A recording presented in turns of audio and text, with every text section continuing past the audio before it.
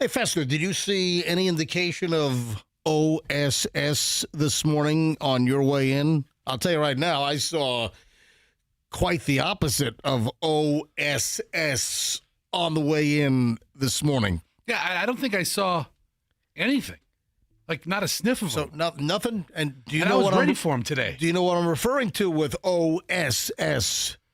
Operation Super Speeder? No, that's not what it means. I mean, I think you know what I'm getting at, but that's not what OSS stands for. What? Michelle, do you know what OSS stands for? It's that Operation Southern Speed something. I don't know. Yeah, the Southern Slowdown. Yes, there you go. OSS. Yeah. When I was in school, OSS meant out of school suspension. That's right. you had OSS, and then you had ISS. You had in school suspension Or ISIS. and out of school suspension. Yeah, I never. Oh no, I did get OSS. I had an OSS one time. Impossible. No, I did. For what? What did I get out of school suspension for? No, I did. I mean, it wasn't anything malicious. It was. That would have been on your permanent record. I'm sure it was. You would on need my, to know. Was it in high school or like I'm middle curious. school? No, it was high school. Yeah, I did. At Cox High School, I got out of school suspension. But what the hell did I get it for? I can't remember. Let's have him pull your records. Yeah. Dude, you're eating already? When do you I want him mean, to eat? It's breakfast. Yeah, it's breakfast time. Really? I just finished right before he got here. I'm a little early today. Come on. Dude. I'm running super early. Yeah. Without even having to speed to work, I'm running super early. That's and I'm gonna, like, I got time to go to McDonald's. that's gonna Yes, you bother did. me. What do you McGriddle? The Oh, jeez. best sandwich they make. I can't believe The secret is to sub the round egg. you have no shame in that we're opening the show. We're in the first like 2.5 minutes here, 3 minutes, and you're already chomping, munching, and talking with your mouth full on the radio program. In my defense, Yeah, okay, go you ahead. do most of the talking first segment of the show anyway. I agree. Yeah. Just the first segment? Well, the first segment is MJ verbal just dump. You just gotta get Yeah. it. You gotta get it all out. Oh, verbal like the bug that's going around, the verbal explosive diarrhea? Like that, yes. VED? Yes, just like that. It's time for the VED. So Time for the VED. Michelle and I have learned just first segment, let MJ get it all out. Sometimes it lingers to the second segment, and then we'll start having a conversation back and forth third Okay, segment. anyway, so, man, it's going to drive me nuts now what I got OSS for. However, that's not what I'm referring to out of school suspension. I'm referring to the Operation Southern Slowdown, and you saw nothing. I saw the opposite. We were in the express lanes while it's still free. How much longer? Do we know how much longer it's going to be free? I don't know, but I'm using it every day. I love it. How long does it take to get you hooked? You know what? It's That's how long it's going to be free. it's like a traffic crack dealer. It is. It's so traffic. Listen, the reason why I like using the express lanes right now while they're free, Because they're free.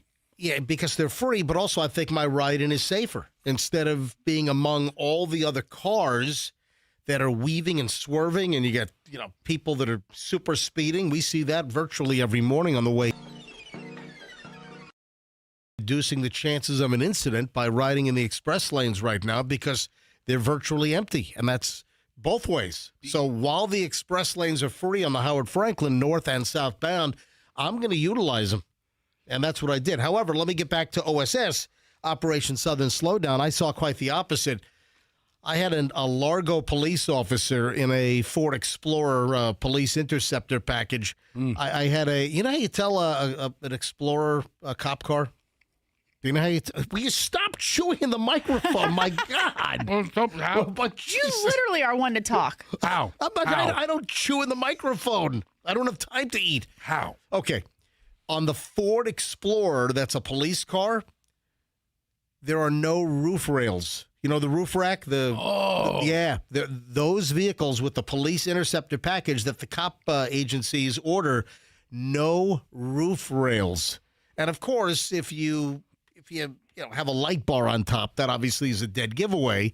But you also have the unmarked version. So this is really to spot an unmarked Ford Explorer Police Edition. Good to know. No roof rails, no black roof rails. I think maybe they interfere with the light bar or what. Well, I haven't really studied it. Yeah, but they didn't opt for that option. That's a little tip. No, but I'm in the express lanes, and here, Largo police officer, black Ford Explorer, marked unit, flies by. Oh, by the way, changed lanes a couple of times. No turn signal. That's probable cause You right know there. what? I thought about just pulling him over and making a citizens Operation Southern Slowdown arrest. So whoever the Largo dude is, I'm guessing probably lives in Hillsborough County with a take-home car and, driving to work this morning. I don't think a very good example on Operation Southern Slowdown kickoff week, which Operation Southern Slowdown starts today and goes through the 18th. Maybe the Largo guy went to the casino all night. And he's like, oh, man, He's at the Hard Rock all night? I got to start my shift at 7 or 6. Playing slots or playing craps? Probably slots. I mean, it's Largo. Probably slots. So that was my Operation Southern Slowdown observation. I didn't see anything. I saw no law enforcement on the way in. You saw nothing all the way from Lutz? Not a lick. Interesting.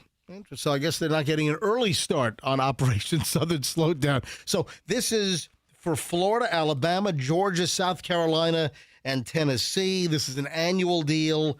And, FDOT, the Florida Department of Transportation, FHP, and, all other agencies that want to participate are involved in this thing. So Great.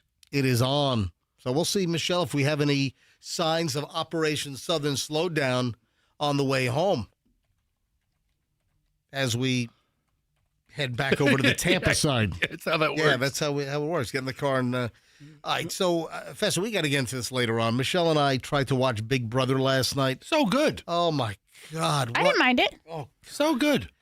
I didn't understand, why they were wearing caveman and cave girl outfits. Yeah, I had to watch the premiere episode. But I was like, all right. So there was a lot of talk about who's in the house and who's HOH, and HOH they were all is- so excited. Anyway, If you're HOH, you're like the president. We Yeah. didn't last long. I said I can't watch this. It was Well, God, it was not. Fessa, what are you enthralled with on this show? Dude, it's entertaining. I mean, the showmance has already started between Lyric and Roan. I don't need to know any of this. I tried It's to. the best show on TV. So we're in between kind of series because we finished yesterday. We finished Animal Kingdom. Oh, Yeah, that was that Amazon Prime? Yeah, the Amazon Well, it Prime. was on Amazon Prime, but originally it was like on, I don't know, AMC or TNT or Was something. that where it was? Wherever it ran. So we finished Animal Kingdom, and it was good. I do give the series, high marks. So that was, 6 seasons, 13 episodes a season. And what have we been watching that for, 3 months maybe? Maybe. Maybe 3 months, and, kind of probably watch 2 episodes at a time. So sort of our background, as I'm doing work, as I'm doing show prep, we've been running it. And I guess I gave the show probably 70% attention. I probably, absorbed, and I thought it was good. So we finished that. So we're in between Michelle picking a new series for us to watch. Most likely it'll be Netflix or Amazon. What are the... Something. We've got some things to catch up on. but you have some time on your hands, which opens the door for Big Brother. Well, that's the deal. is Exactly. Michelle has not selected the next series that we've missed, the next streaming series. So we put Big Brother happened to be on the channel, and I'm like, all right, let's watch this for a second. And I'm like, oh my God, this is just... it was so good. I wanted to shoot myself. So good last Yeah, night. okay, well, you're chomping down on breakfast in the opening They segment. nominated Yash. Hey, I had a weird dream. He's on the block. I had a weird dream last night. I had one of those, most dreams, people don't remember. But I had a weird dream last night. Michelle, I didn't tell you about this yet. There was an emergency across the street at the neighbor's house. Oh, no. Yeah. In your dream. And it involved like a little 8-year-old child laborer. Oh, it didn't involve the dogs. No, not the dog, not those neighbors. Oh. Yeah, we got, I have a child laborer, kind of this was not good. And all the neighbor cared about was liability. Yeah. But they hired an 8-year-old to do manual labor at the house. Sometimes those little hands can really get in there. All right, hold on. Hang on. I'll explain next on the MJ Morning Show. Just get rolling. In Hillsborough, we have a crash on...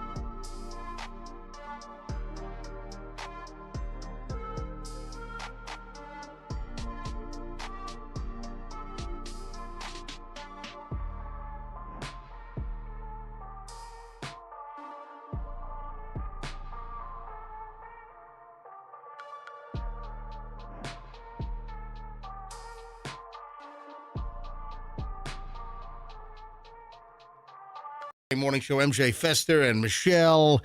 And my dream. Oh.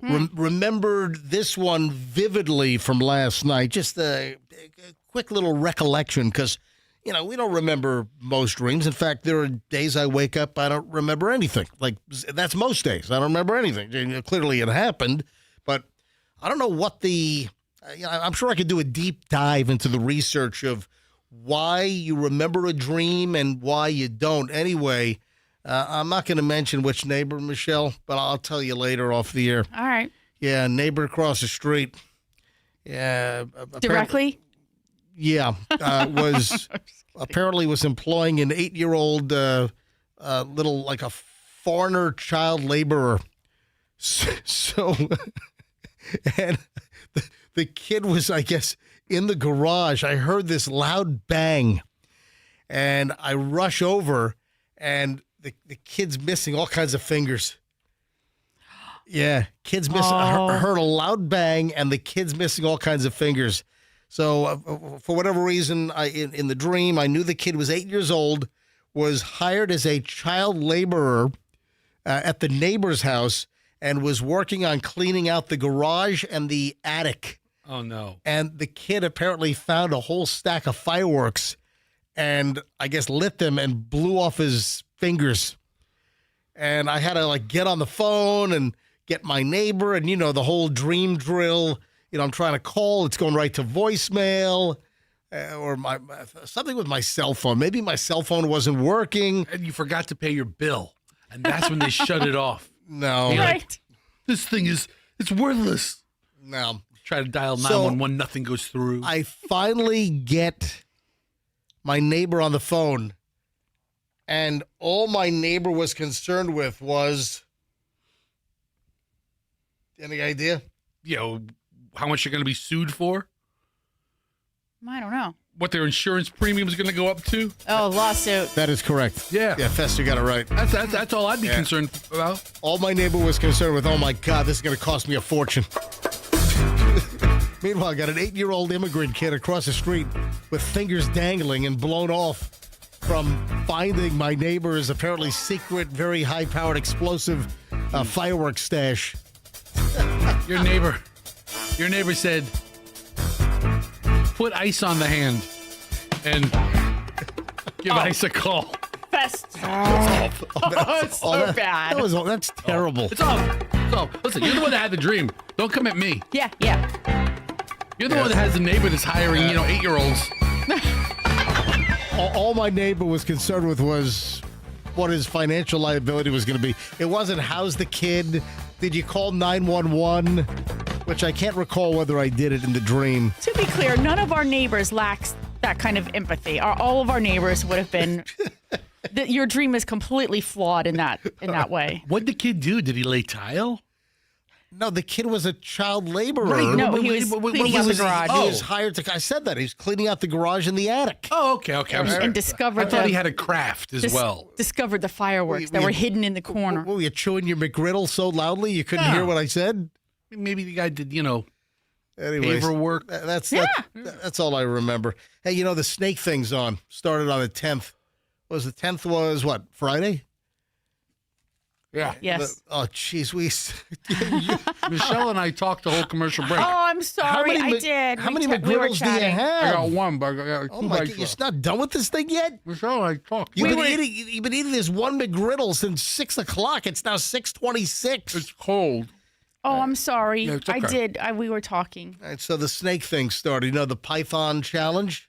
Yeah. There's like $25,000 in prizes. Dude, I told you we should do that one summer. The MJ Morning Show Python. What do we take the whole week off? And we just go No, Python. it started on Friday. I don't think you're required to participate all 10 days or whatever it is. You know what? You should do it just for the T-shirt. I think you get a T-shirt just for entering. I guess we could have, right after the show on Friday, we could have headed down to the Everglades. Right. Been down there in 2.5 hours. Yeah. And you know who knows how to catch snakes? My brother. No, my sister's man. Let's get them both. Oh, really? Oh yeah. He was like, if he What's had a his place name to again? stay, Brian. Oh, yeah. Old common law Carl. Yeah. Common law Carl. If he had a place to stay, he'd be down there doing it. Yeah, I flew Breeze Airways down to Fort Lauderdale, and flew over the Everglades. Had some nice views of the Everglades on Friday afternoon, and then leaving early yesterday morning.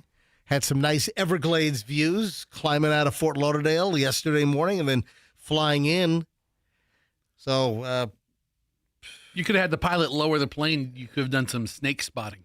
I see one right there. Hey, Breeze was fine. You know, I've been on Breeze before. We flew to Norfolk on Breeze, and we flew somewhere else on Breeze. If I were to, I ought to do a full review later on because comparing Breeze to Seriously? Spirit. Okay, well, I don't know that we need a maybe working airline to a defunct airline. Maybe I won't. But no, Breeze is also a budget airline, and I flew them on Friday and then came back yesterday morning. In fact, there's an Instagram post I posted at Tampa International Airport, which seems to be getting a lot of attention, a lot of views on that. I'll take a little moment to discuss that a little later on. No, but Breeze is fine. If I were just quickly here, I'm not gonna do a full review, but I would say Breeze, while it's also a budget airline, Breeze is like a click above Spirit. Does that make sense? Well, was nobody fighting at the gate? Nobody got stabbed right before they got boarded? No brawls at the gate. Spirit was nice. Or I had a good time with Spirit. I flew Spirit, I don't know, 20 times over the last year and a half, 2 years to see my parents. So Spirit became my go-to for $39 flights from Tampa to Fort Lauderdale. And when Spirit went out of business, oh man, it was like I lost a member of the family. Or I was the immigrant kid in the dream losing a whole bunch of fingers. Take your pick. But seriously, I came to like Spirit. I really did. You knew exactly what you were getting. And then Breeze seems to have very similar pricing. If I book, Michelle, after we come back from summer vacation, if I book a weekend in late August to see my parents again, I can get some $39 fares. Yeah. I ought to book that now, probably. You ought to. Yeah, I think I can get some $39 fares on Breeze. So Breeze was fine. Anyway, back to the Python Challenge. It's a 10-day race. It started on July 10th. I'm calling it a race, but it's the Florida Python Challenge, and it's a 10-day event to grab as many invasive pythons from the Florida Everglades, and whoever grabs the most snakes wins $10,000. That's first place. And then there are an additional $15,000 in additional prize payouts for other categories, including the longest snake captured. Yeah, do you know how many Burmese pythons they think are in the Everglades right now? This is insane. It's got to be many thousands. Well, take a guess. 32,000. No. That's way too low. I thought they kind of procreate very easily, like a lot of eggs, and then, Like one python can have like a litter? Yeah. Come on. How many? It's estimated. It's a wide range, by the way. How many pythons are estimated to be? So are you asking us for a range, or are you asking us for a number? No, give me a number. The range is huge. Okay, the range is between 1 and 1 billion. That is correct. Okay, good. I'll go with that. That is correct. I'll go with that. No, they estimate that there are between 100,000 and 300,000 Burmese pythons that live in the Everglades. That's a big freaking range, 100,000 to 300,000. Can't we cultivate like a deadly rat? And didn't it all start with people getting rid of their pet pythons? Oh, this python is way too big for the living room terrarium. It's now 12 and a half feet long. And I got a 60-gallon tank. Yeah. You know what? Let me just let it go in the Everglades. Did you ever know? I think that's what happened. Did you ever know a python guy? I've seen the idiots that walk around the mall with a python around their neck. Is that what you're talking about? That guy. I knew a guy who had one in it. And what do you? They live for 20 years. Yeah, and they start off small, and then they get bigger. Then they're kind of cool, but then. Oh my God, they're so big. What do? You dump them in the Everglades. And then that's just fertile ground. And they just took off from there. That's it. Fertile ground, and they took off from there. That's my full python review. Well, thank you. We should do that next year, man. Yeah. That sounds like a good time. For one weekend, let's get Drew. Let's get Common Law Craig. or Carl, Mandy's man, or Brian. whatever.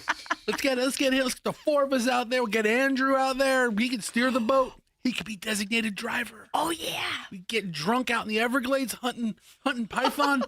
MJ can be sipping on his wine. Pop a gummy. We'll have a great time. His Everglades hooch. Yes. Go call Dave Shealy out there. Probably got a place to stay. Oh. Come Good point. on. Good point, What are Fester. we doing out I here? don't know. Every weekend's the same. I'm going to fly to... Forget that for one weekend. Let's Right. go down to the Everglades. Next year, let's book it. I think I got a buddy with an airboat. I do have a buddy with an airboat. It's just like in repair right now. Oh. But if he gets it back, Well, there you go. we got an air... MJ, that'd be great. It's a plan. If you caught a python, Imagine how much content this would be. you doink it right out of the Everglades. That's what you say when you grab a snake and go doink. We're in next year. Let's do it. But I don't think everyone gets selected. I think you've got to apply, and I think you have to be lucky to get selected to get into the competition. You let me call old Wilton Simpson. All right. Well, isn't he running for re-election again or something? He thinks he is. Anyways. My endorsement. That'll make a big All right, difference. 6:33 at the MJ Morning Show. When we get back, the morons in the news next here on the MJ Morning Show. If you are looking for a dentist, I have good news for you. I can recommend a dentist. Even Fester can recommend this same dentist. We go way back with Dr. Childers. Dr. Childers, well-known, Sarasota, Bradenton area for decades. And now he's well-known from the MJ Morning Show because he did our Mangle Mouth promotions for years. He did hundreds and hundreds of thousands of dollars worth of free cosmetic surgery, dental surgery, for our listeners for the Mangle Mouth promotion. And now Dr. Childers is expanding all over the Tampa Bay area with Kova Dental Centers, Kova. If you need a great dentist, family dentist, I've used him. He's done 3 things for me in the last 2 years. He's fantastic. He's put together an amazing team. So you have got Kova Dental Centers, which are opening up all over the Tampa Bay area. Now open in Bradenton, open in Carrollwood in Tampa, open in Plant City, and coming soon to St. Pete and Newport Richey. You need a great dentist, folks. It's Kova, Kova, kovadental.com. You know, a lot of things are going on in the world of diamonds these days, but here's something that you really need to know. Right now, it's the best time to buy a natural diamond. Prices are nearly at 50-year lows. That's right. This is a great time to buy a diamond. This is one of the world's most rare precious stones, a diamond, a natural diamond, and they're, the best prices right now that we've seen in a long, long time. We're talking real Mother Earth diamonds formed at the center of the earth billions of years ago. Prices are mind-blowing on diamonds right now. I'm talking extreme value, and nobody has more diamonds than my friends at International Diamond Center. IDC has every shape, every size in stock, perfectly cut diamonds, excellent symmetry, maximum dazzle. These are the highest quality diamonds on the planet, and they're at IDC at amazing prices right now. International Diamond Center, Tampa, Clearwater, Lakeland, and Sarasota. IDC. Tell them MJ sent you. Traffic is on. More on to the news next. In Hillsborough, the act.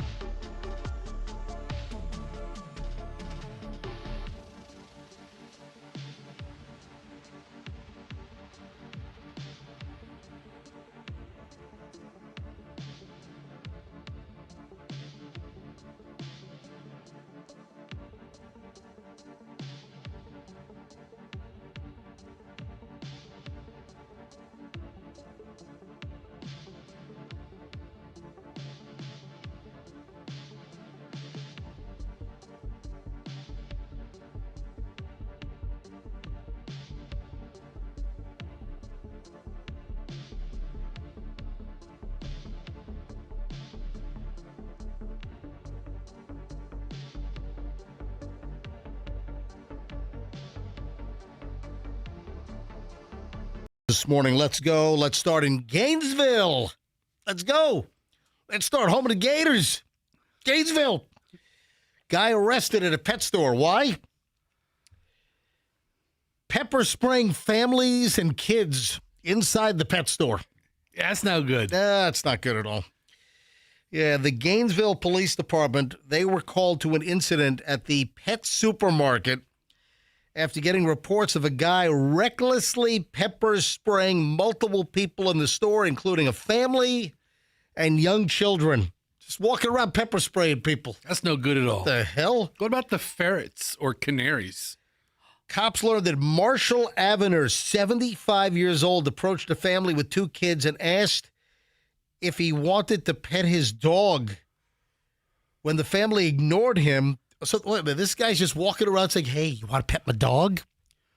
Marshall Abner sounds like the oldest No, name no. ever. It's not Abner. It's Avener. It's not Oh. not AB as in Bravo. It's AV as in Victor. I heard it wrong. Avener. Oh, apologies to Mr. Yeah. Avener. Marshall Avener. Hey, you want to pet my dog? They ignored him, so what'd he do? He pepper sprayed him. What the hell? Guy has a cute dog looking for a pet. This gets creepier. So he asks first, "Do you want to pet my dog?" And they ignored him. Then he asked the kids if they wanted to pet him. Oh, Okay. okay. Do you want to pet me instead? Oh, my God. Yeah, the kid's father confronted Mr. Avener with a V as in Victor Fester. While the family began walking away, Avener came back to the father 3 times to continue their argument and attempted to grab a child from a separate family. What the hell? Wow. Avener armed himself with a can of pepper spray and then sprayed the father. What, you're laughing? I mean, what is going on? Pet supermarket employees said, pet supermarket employees and the child, I guess, were hit before he fled the store and got into his car. The employees said that Avenir is a regular customer who was inside the store only a few minutes before the situation turned south. Yeah. Following his arrest, Avenir told officers he did not know why he made inappropriate statements toward the children. Faces a whole bunch of charges. Battery, child abuse. He's being held, last I saw, still up in the Alachua County Jail. What This is guy's wrong? a creep. What's wrong with this guy? Yeah, want to pet me? Going up to kids and families? How old is he? 74 years old. Could he? I'm sorry, 75 years old. All right. I don't know if this is the same guy, This is nutty. What? but there's a guy named Marshall Avenir Yeah. who is 75 years old, who is on like the U.S. Olympic gymnastics You just team. looked up Marshall Avenir? Yeah. Whenever we do morons in the news, a lot of times I, back search the name instead of looking for the story. I see what else the name is attached to. Yeah. You back search? I back search. That's funny because Michelle says I back chatter all the time. You're too. back searching, I'm back chatting. Between the two of us, Yeah. we're searching and talking. Right. So I type in Marshall Avenir, and the second thing that pop up is Gainesville man arrested In pet store pepper spray. Right. Yeah. The first thing that pops up is a Wikipedia entry for Marshall Scott Avenir, 75. Michelle, go to the Alachua County, like who's in jail, and see if by any chance for Marshall Avenir. How many Marshall Avenirs are 75 years old? Yeah. Listen, the very, very good point. So you think this. So if that's the case, he was in the 1972 Summer Olympics And 76. and 76. So Wow. he's an Olympian. Holy crap. I wonder if it's the same guy. An Olympian champion, creepy Pepper pepper sprayer at a pet store. in Gainesville. Wow. I wonder if it's him. It doesn't say what he's doing now in his Wikipedia. Yeah, he was at the Munich Olympics, which, by the way, were mired in disaster because Yes. of the. Wow. And then with the 76 Olympics, were they I was Montreal? I don't know. I was. I don't know. Wasn't that Bruce Jenner's big year? You tell me. I'm not an Olympic historian Well, over here. Oh, I know. Michelle, I are know you all on the? I'm on the Alachua County Sheriff's website. Yeah. Yeah. Marshall Avenir, Avener. It's the only way to spell it. That's crazy. If it's Avener. Yeah. Marshall with 2 L's. Yes. Middle name Scott. yes. Yeah. Oh, 70. Hey, hold on. You're on the website. It is Scott. Yeah. Oh my God. Oh my God! This Look at creep, you. This creep, this pepper sprayer kid confronter. Oh my. He went to God. Penn State. Yes, went to Penn State. Hold on. The article does not say in the Gainesville news site. Oh my God. He was the women's gymnastics coach at Penn State. Yeah. He later moved with his family to Florida, where he became a creative director for Rosebud Productions. Rosebud. Oh my gosh, he's in the U.S. Gymnastics Hall of Fame. Oh my God. And he's.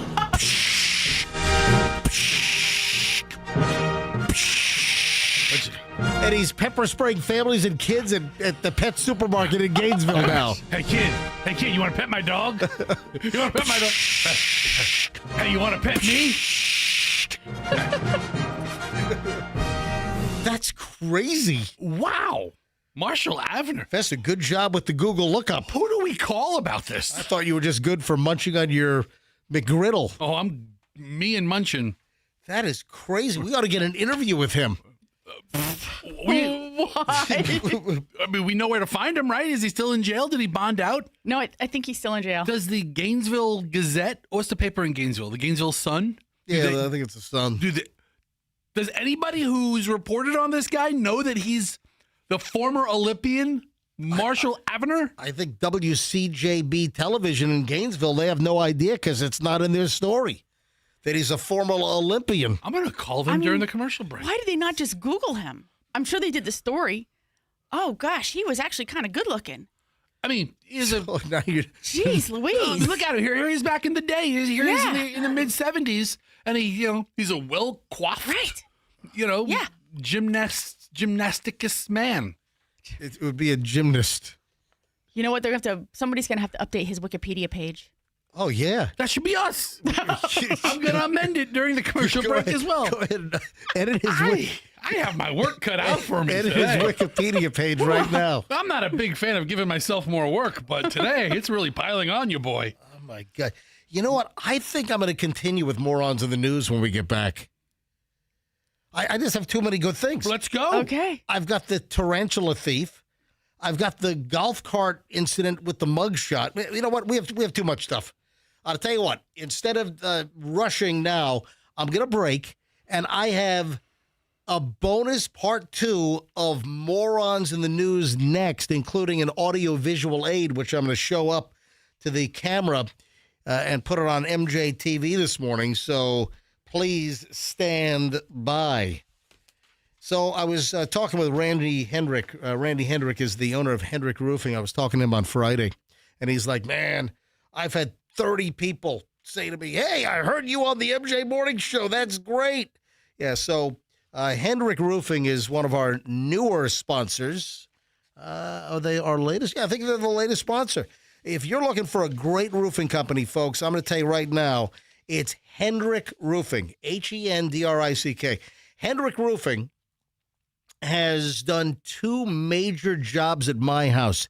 So this is MJ approved. If you're looking for a roofing company that is MJ approved, it's none other than Hendrick Roofing.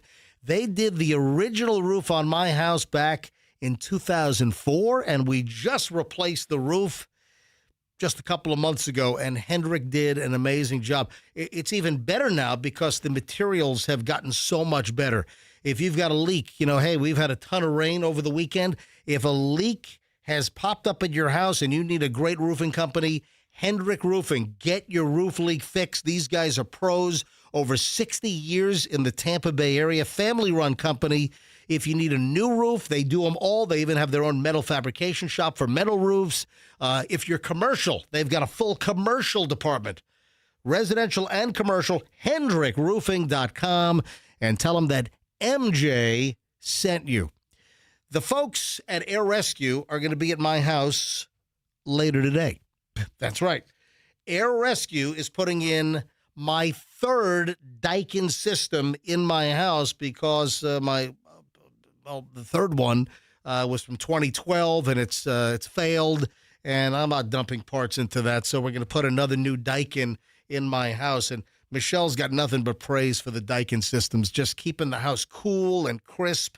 So Michelle will be able to move back into the master bedroom later today after they put the new system in. I'm looking forward to that. Yeah, we had to leave the master bedroom. We're in one of the guest rooms in the house because the AC broke in the master bedroom. So I'm looking forward. Folks, $2,500 off right now at Daikin System. You hear me? $2,500 off for the month of July for a new Daikin system from Air Rescue. Any repair you need, you call Air Rescue. Mention me, MJ, get 10% off. AirRescue.com, that's AirRescue.com, and tell them that MJ sent you. Garage doors. What do you need to know about garage doors? Well, I'll tell you right now, they can make your house look incredible. Attention real estate agents, if you're trying to sell a house, you might want to recommend to the homeowner that if you put a new garage door on, the return on investment is 268%. Yeah, it's incredible. So attention homeowners, realtors, Curb Appeal is absolutely juiced up with a new garage door from Banco. And, of course, they install Clopay garage doors. Oh, the range is huge. You ought to see the selection. You can even get an insulated garage door to help with your energy bills, to have a great barrier between the outside and your garage space, which then borders the house. So a new garage door adds amazing curb appeal, and it will jack up the value of your house. So any garage door service or a new Clopay garage door, it's bancodoors.com. That's Banco, B-A-N-K-O, bancodoors.com, and tell them that MJ sent you. Traffic's on 655. Bonus morons in the news next. In Hillsborough, the accident.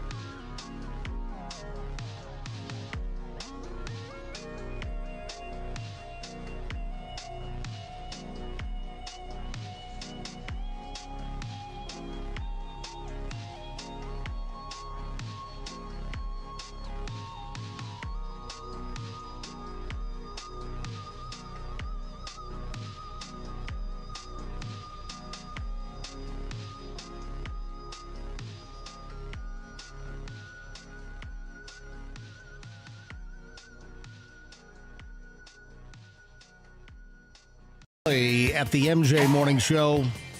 All right, I have so many good morons in the news. I've got a delicious pile of morons in the news. I decided to carry it over and do a second chunk of morons. I even have a mugshot that I want to show here in a matter of moments. So, a woman apparently fell out of a golf cart. And, of course, this is a very, very Florida story. And you know where it happened? The Villages? Nope, starts with a W. The Villages? Wildwood. Oh, right next to the Villages. This happened in Wildwood. This is in Wildwood. No, Wildwood. This is Wildwood. So, a Wildwood woman took a nasty fall. This is from the Villages News, by the way. She took a nasty fall from a golf cart, but she's not telling the cops who are trying to investigate this anything. Atta girl. Yeah. You keep your mouth shut, woman. That's right. That's probably what happened there. Oh, Paw was probably all tinked up. Paw. So she was questioned by the Sumter County Sheriff's Office. They responded to a busy intersection, this is last week, regarding some kind of a physical altercation. They found 23-year-old Dakota Brooke Williams intoxicated, and she is beat up. Multiple lacerations. I'm going to show you the picture in a second. So she told deputies that she had been pushed out of a golf cart, but would not provide any further details. Two witnesses initially corroborated her claim. They say they saw a male subject shove her from the golf cart. I'm going to tell you right now, she landed on her face. Oh, no. She didn't land on her elbows or her knees. No, that wasn't a torso. She landed on her face. Look at this. Let me hold this up to MJTV. Oh, my God. All right, all kidding aside. Yeah, this is like a domestic issue. Yeah, this young person's a victim Come here. on. Roll over on the dude that did this to you. Michelle, did you see her face? Now, oh, my goodness. Yes. Oh. She landed right on her eye socket. Yeah, her eye bone. Yeah. Holy crap. And her cheekbone. Cheek, eye socket. She's got a black eye. She's got scuffs and scrapes on her chin. Yeah, the male victim provided deputies with a very, very different story. That's usually the case. He stated that Williams came to his residence demanding a golf cart ride. During the trip, she began arguing with him about a missing cell phone and was bashing him in the head. The victim stopped the golf cart, demanded that she get out. Instead of exiting, Williams climbed into the driver's seat, prompting the victim to move to the passenger seat. Williams then accelerated and turned the golf cart too quickly, and he claims they were both ejected from the golf cart. Thrown from the golf cart. I mean, this seems like a very toxic he said, she said. A third witness confirmed the victim's account and provided deputies with video evidence. So a third individual corroborated that she was thrown physically from the golf cart by the guy. So this whole little wambooky, little BS story he's trying to perpetrate here, not busted to smithereens by a corroborating witness that took video, apparently. Yeah, she was taken to the UF Health Emergency. Hold on. Yes. Hold on. Yes. They use the word victim too many times in this story to make sense. A third witness confirmed the victim's account. Is the victim the male or the female victim? No. Hold on. Provided deputies with video evidence showing Williams, the female, striking the victim, the male, multiple times. Yeah. Hold on. So we have different eyewitnesses that are saying different things, or what? A third witness has come forward. This story uses the word victim so many times. Right. Yeah. I don't know who they're talking about. Right. All right. I really have to break down and, sketch it out. And then if they're friends, listen, you're taking your friend's side. It looks like the guy chucked her out of the golf cart on her. That's her account. On her eye bone. But the third victim says they have video evidence showing Williams striking the victim, the male, several times. And if she was driving, she turned the cart too erratically. Right. She doesn't seem like she was, calm and collected while driving a golf cart. That's why she's not talking. We've got. Yeah, I think she's the driver. So Because look how she's on. It's her left side of the face that is messed up, right? And if you're on the driver's side, that's Right. the side. That's pavement side. I think she was the driver. That's why she's not talking. Well, wasn't the claim that she shoved him aside? She gave He initially was the driver. He was initially the driver. right, The but old switcheroo. I don't know what's going on. she gave no details. Right. She kept her mouth shut to the cops. All right. As we kind of joked about that, and then they interview him, and he's like, "She's the person at fault here, Yeah. for being, a little aggressive." Wow. Yeah, she took a nasty hit.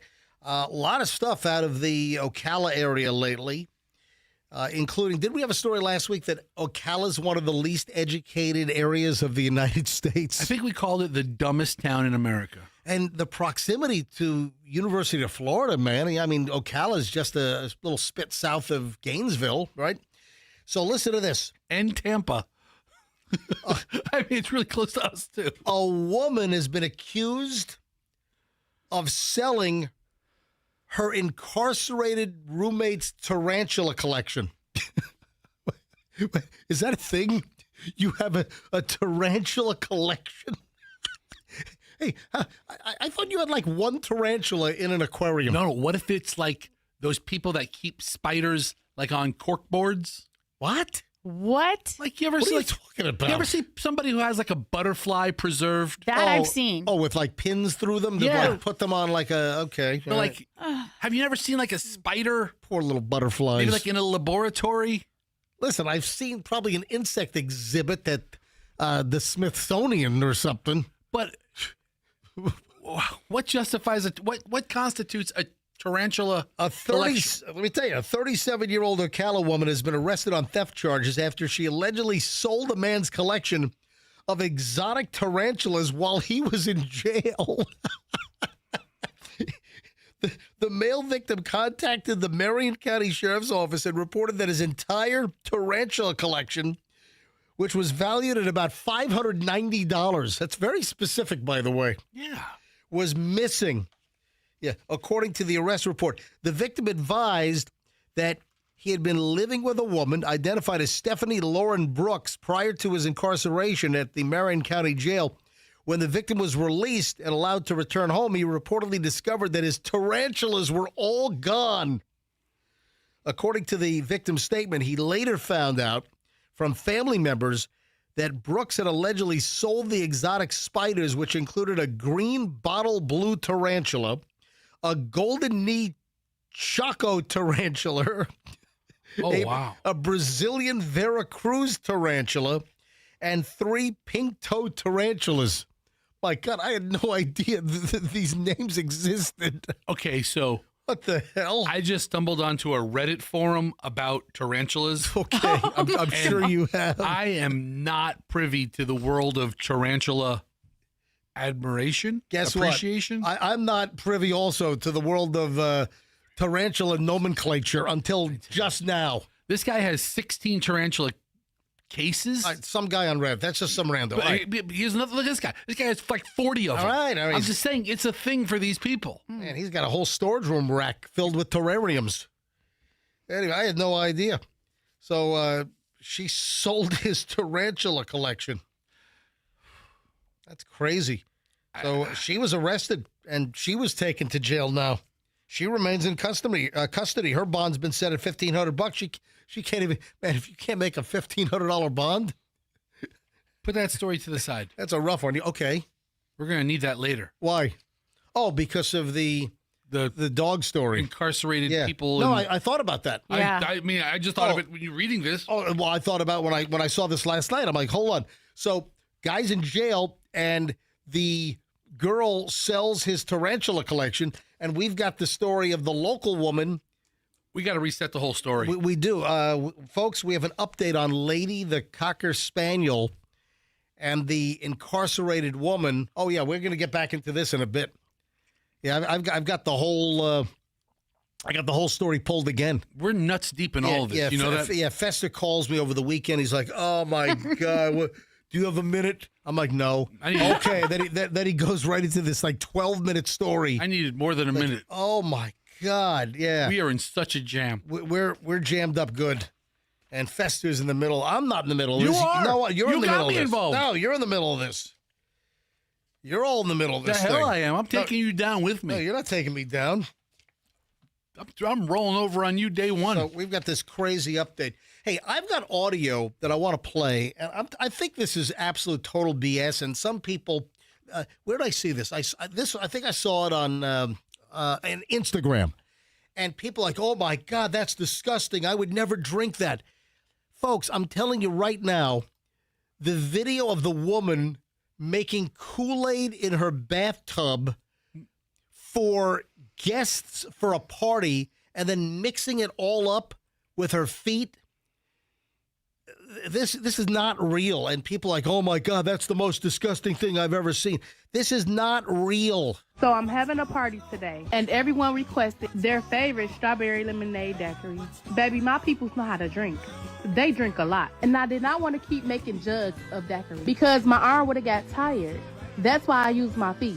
But don't worry, my feet are totally clean. I washed them. But it made more sense to make a tub full than to hurt my arm. So she's saying that she's having a party, and instead of making jug after jug of her, what was it? What kind of daiquiri? So I'm having a party today, and everyone requested their favorite strawberry lemonade daiquiri. So strawberry lemonade daiquiri, and you see her pouring the liquid into her bathtub, and she's like throwing like slices of lemons into the bathtub, and then she's just like mixing it all up in her bathroom bathtub with her feet. And people are commenting, oh my God, that's disgusting. There's no way I would drink that. Come on. This is video made for clicks. This is bait. Come on, this is not real. But boy, it does look tasty. I like a drink that has like a floating lemon in it. It feels exotic. Yeah, well, guess what? Take a look at the video. She's got about 30 floating lemons in her white bathtub. Yeah, I guess this is a thing, making a Kool-Aid drink. So I guess she used red Kool-Aid for the base. Then she was adding alcohol, and then I'm kind of making like a hunch punch. lemon. What? You never heard of hunch punch? What's a hunch punch? Hunch punch. Oh, hunch punch. You drink a couple glasses, and And before then you know it, you're hunched over? or you're hunching on each other. Oh, Hold on. What is Esther. You never heard of hunch punch? No. I mean, I got to hold on. What is the term hunching on each other, man? I've never heard of that. Is it a term for doing it? No, a hunch is when I've got a hunch about something. I've got a. I think it has multiple definitions. Michelle, hold on. Hold on. Go to Merriam-Webster. I'm looking it up. I never heard of hunch. A hunch punch is a very fruity, like Kool-Aid and alcohol-based A fruity party concoction. drink. Okay. You use a lot of alcohol in it. It's very popular on college campuses. Yes, that's where apparently. I first heard of it, at the Tau Kappa Epsilon fraternity house at the University of Florida. And they made it in a bathtub, and we all drank it. No, they didn't make Yes, it. they did. The Teeks made the hunch punch. Yeah. I didn't even go to University of Florida. They tried rushing me. I was like, guys, I don't go. Hold on a minute. I go to St. Pete Junior College. Hold on. When were you at? You were visiting a friend up at. No, we would go to UF just for rush week. What? You go to. If you don't go to Hold the on. college. You went to St. Pete Junior College. Yes, St. Pete Junior College. I went to And- St. Pete JC when it And was you real would JC. you would road trip it up to Gainesville just to hang out and party during. Rush week. Yes, And you go to where all the you're- frats. You're rushing the fraternities and sororities. And, they loved your boy one after another, after another, after another. But we would go to the best parties. And then, school would start. We're like, all right, deuces, nerds. See you later. Okay, so hunch punch is a potent, sweet, fruity party punch, usually made in large batches, Yes. such as in a cooler Or or a it's- giant tub, Boom. associated hold with on. college parties. A big tub, not necessarily a bathtub. I think it was in their bathtub. What other tub are you thinking of? Do you think these college kids are going to go out and buy a You have the- sanitary food grade tub to be mixing their stuff in? That's a good point. Well, I mean, the bathtub is right there. You clean it out. But anyway, It's also can be known as jungle juice or hairy buffalo. Hairy Ooh. buff. So what about hunching? Fester's trying to say that hunching means Well, doing it. Hunch punch, you can look it up in the Urban Dictionary. I'm not going to repeat what it says that means there. Oh, There's a lot of stuff. In fact, Are there multiple definitions? 95%. This one is very close to the one that you're mentioning, but Yeah, but not you start exactly. hunching. 95% of the Urban Dictionary we cannot Right. say on the air. I mean, I'm sure hunched over is one definition. I'm sure I have a hunch is another one. I think the only things from the Urban Dictionary we can say on the air are like the, and, Right. because. if you use the expression, oh, yeah, the two of them were together, they were hunching, that's a thing. That's like an intimate relation of sorts. That's why it's called hunch punch. And that sounds like what she was making in her bathtub, and it sounds delicious with floating pieces of fruit. All right, I've got an item here, which, I mean, this is sort of a, I guess this is sort of a Dear Flabby, but it's not one that somebody sent us. Somebody sent me this link, and this is from a Reddit crazy stories thread. And someone sent this to me and said, hey, MJ, here's a Dear Flabby for you. But it's not really a Dear Flabby because somebody already posted this.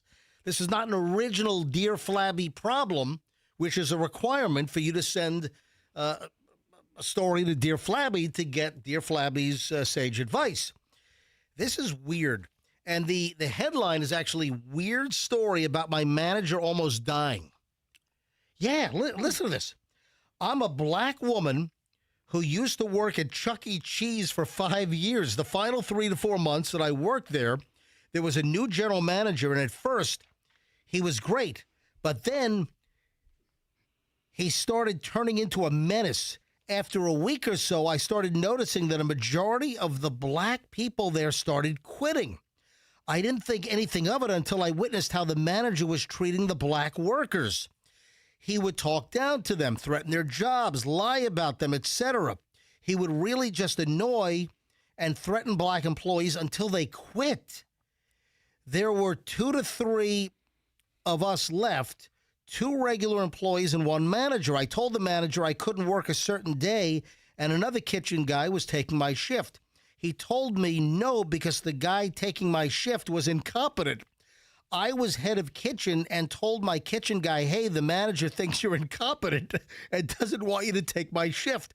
Of course, the kitchen staff as a whole got upset, but we didn't know that another manager was listening to us, and she was known to snitch. Oh. She ended up telling the racist GM about what we said.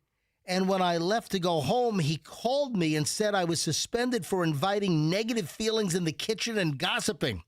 I thought it was absolutely insane because I wasn't gossiping. I was letting my kitchen guy know that he wasn't liked by the management and encouraged him that he was a great part of the kitchen. After I hung up on the GM, as a Christian, I started praying and asked God to forgive the general manager, Right. and that he just didn't understand who he was working with, and that he needed to turn his heart and mind around about racism. About a week after he suspended me for a week, I was at vacation Bible school because after he suspended me, I was able to do volunteer work. I went back to work and decided to quit that day. I went back because I got another job while I was at vacation Bible school. Good for her. Hallelujah. The general, the Lord works in mysterious ways. Absolutely. All right. The GM was not at the store, and people kept looking at me and moving out of my way. Halfway through my shift, I started asking people why they were acting weird to me, and someone said it was because I put a curse on the general manager. I said, I don't do curses. All I did was pray for him, and then I found out what happened. During the week I was gone, the general manager ended up in the ER due to shingles.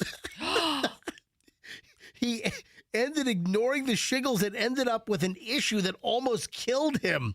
Wow. I was shocked. I told everyone how I don't deal with curses and only prayed for him to turn away from racism. I thought it was so wild, but at the end of my shift, I left and never worked at Chuck E. Cheese again. Yeah. A few months later, I ended up at Chuck E. Cheese for a coworker's kid's birthday. How about you skip that? The same manager was there and began starting a crazy ruckus in the store because he didn't want me there. He ended up calling the cops and told them I stole from the store and was banned. None of this was true. The cops led me outside and apologized because they even realized in the moment that the general manager was a racist. I'm not sure when he quit or was fired, but a friend of mine said that he had to go because he was causing so much trouble at the store. Is it crazy that people thought that I cursed him to die when I only asked God to forgive him for his racism? Oh. That's like it's not a Dear Flabby, but it's kind of, you know. Dear Flabby, is he rude or nice? Life feel messy, love life crappy. Got a problem, need some wisdom from a big rude man. Write to Dear Flabby at mjmorningshow.com. I have to say, I'm mildly pleased this is not a Dear Flabby. Right? I mean, I think you would have said just do a curse. I would have played into it a little more. But I mean, what if they about- think I have that kind of power to curse somebody, But the drama at Chuck E. Cheese, man. who'd have thunk it? Holy crap. You know, at Chuck E. Cheese, though, it's one of those cauldrons of disaster. When you mix. Remember the guy got arrested recently, like in the last year at Chuck E. Cheese? Yes. For like credit card theft. And they hauled him out of the Chuck E. Cheese in the mouse costume. I think that was in Tallahassee. Well, it was, yeah, I think it was, yeah. He was escorted out with the head on, and they wouldn't take the head off in the store to Ruin it for the because kids. the kids were watching. Wait a minute. They cuffed, I think, the mouse in front of the kids. Yes. The mouse got arrested in Chuck E. Cheese in front of the kids. I mean, what's more traumatic, watching Chuck E. Cheese get arrested or being informed that he's not really a mouse by having the head removed? 7:22 at the MJ Morning Show. When we get back, we got a lot. We got the dog dilemma is coming back to bite Fester in the butt. Us. Yeah. It's on your show, dude. Yeah. I am not solo in this. You are as deep in it as I am. I got a big delivery dilemma. Hang on, we'll get into that coming up in a second. Yeah, wait to hear about the delivery dilemma. Yeah, I'm looking at my list. Holy crap, do we have a lot of stuff coming up here in just a bit. Oh, my God. So I visited my dad over the weekend in Fort Lauderdale. Right? And he's like, Todd, go get Popeyes.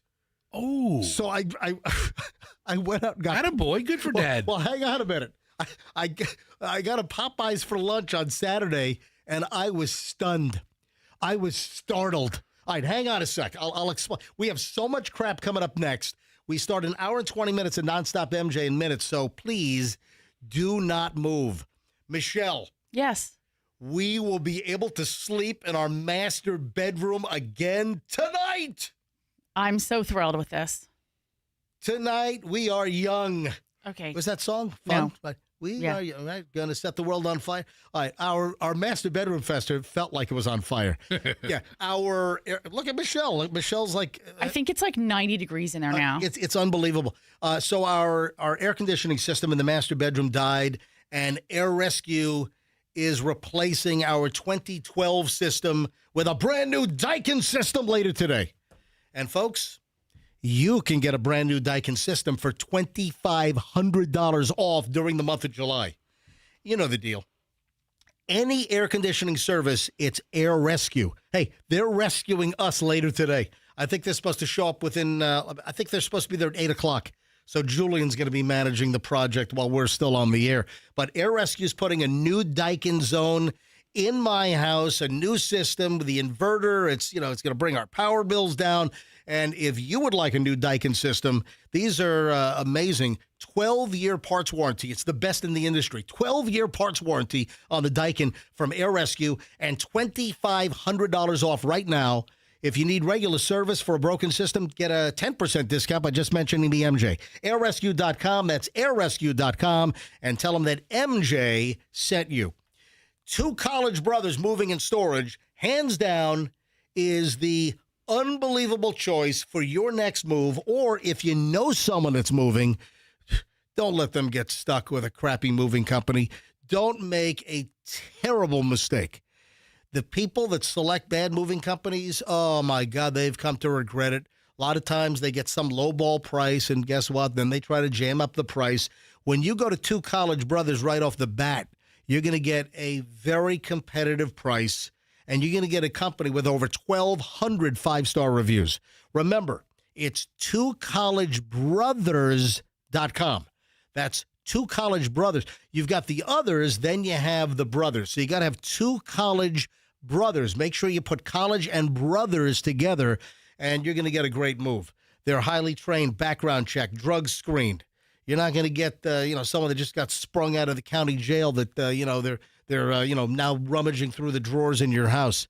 Great move. TwoCollegeBrothers.com. Mention me, MJ, get free moving boxes. TwoCollegeBrothers.com, the smartest move you will ever make. The Murphy Auto Group is a phenomenal family-run automotive company. They own Genesis of Tampa. They own Miracle Toyota in Haines City. Let's talk Genesis now. The Genesis vehicles are just great-looking vehicles. I was down in Fort Lauderdale, and my mom has a Genesis GV70. That is incredible. In fact, if you saw the video of me getting the free Slurpee on 7-Eleven Day, Saturday, I spotted the 7-Eleven at a red light while I was sitting in the driver's seat of my mom's Genesis. That was coming back from getting the fried chicken from Popeyes. I'll explain. Now, the Genesis, it's so nice. The GV70, the GV80, those are the SUVs. Then you've got the Genesis cars. They look great. They drive well. They are engineered beautifully. The safety measures in these vehicles are tremendous. And right now, the summer of savings is on at Genesis of Tampa. Genesis of Tampa will introduce you to the summer of savings. You know what that means? No payments for 90 days. Summer of savings is on at Genesis of Tampa.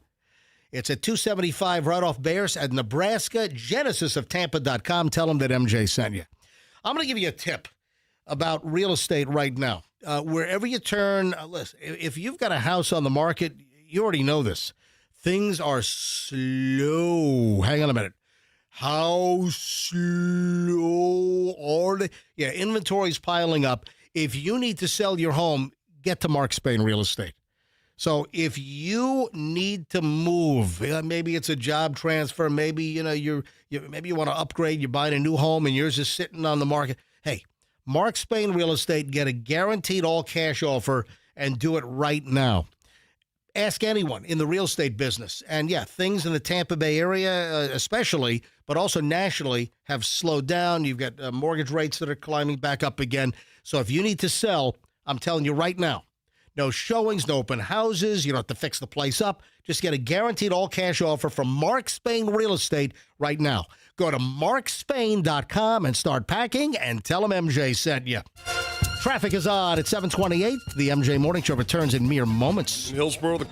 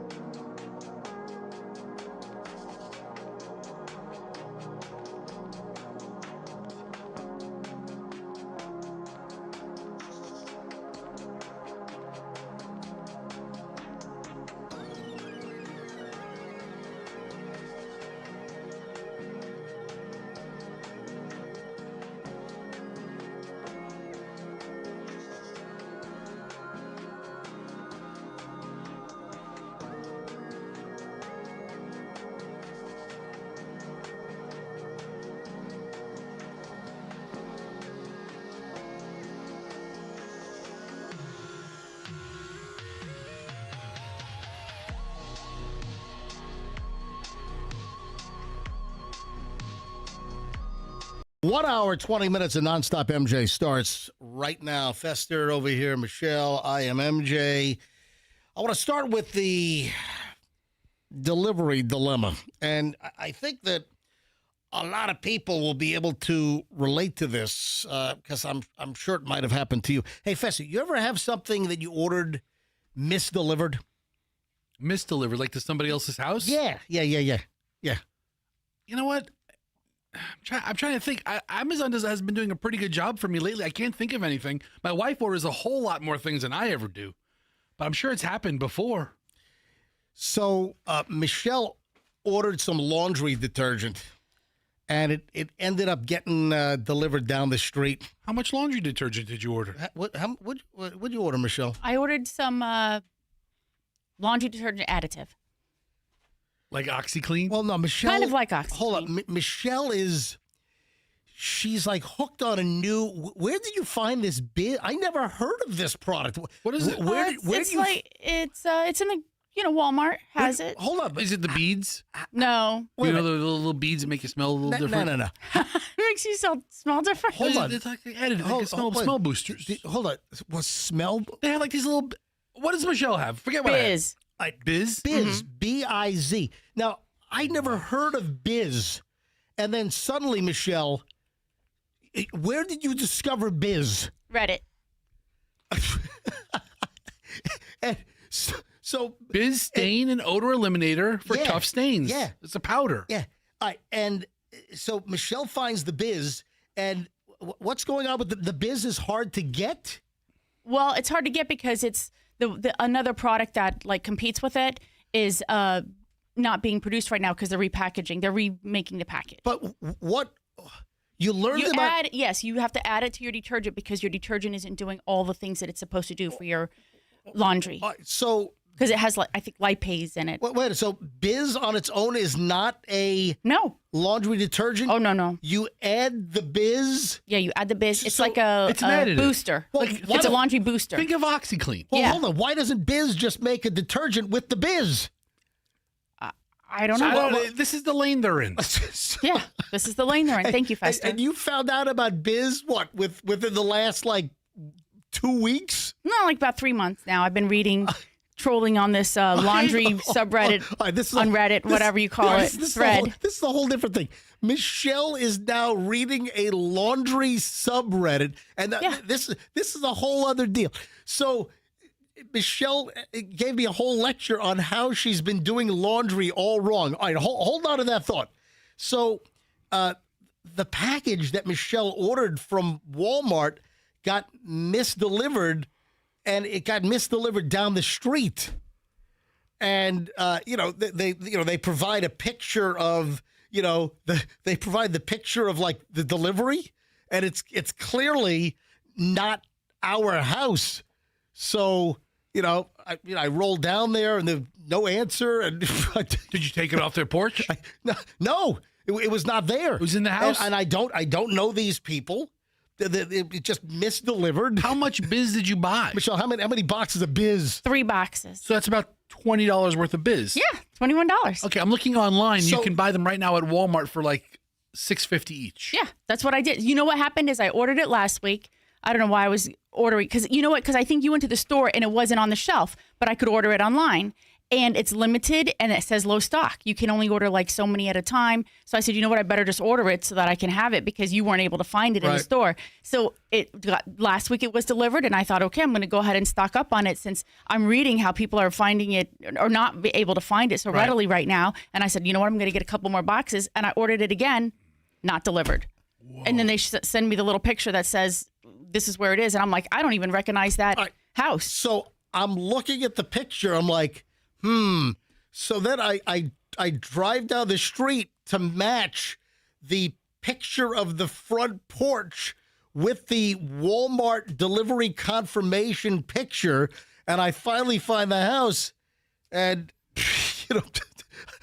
I've not been able to recover the biz. You know what? Those people needed to mind their own biz. Yeah, really.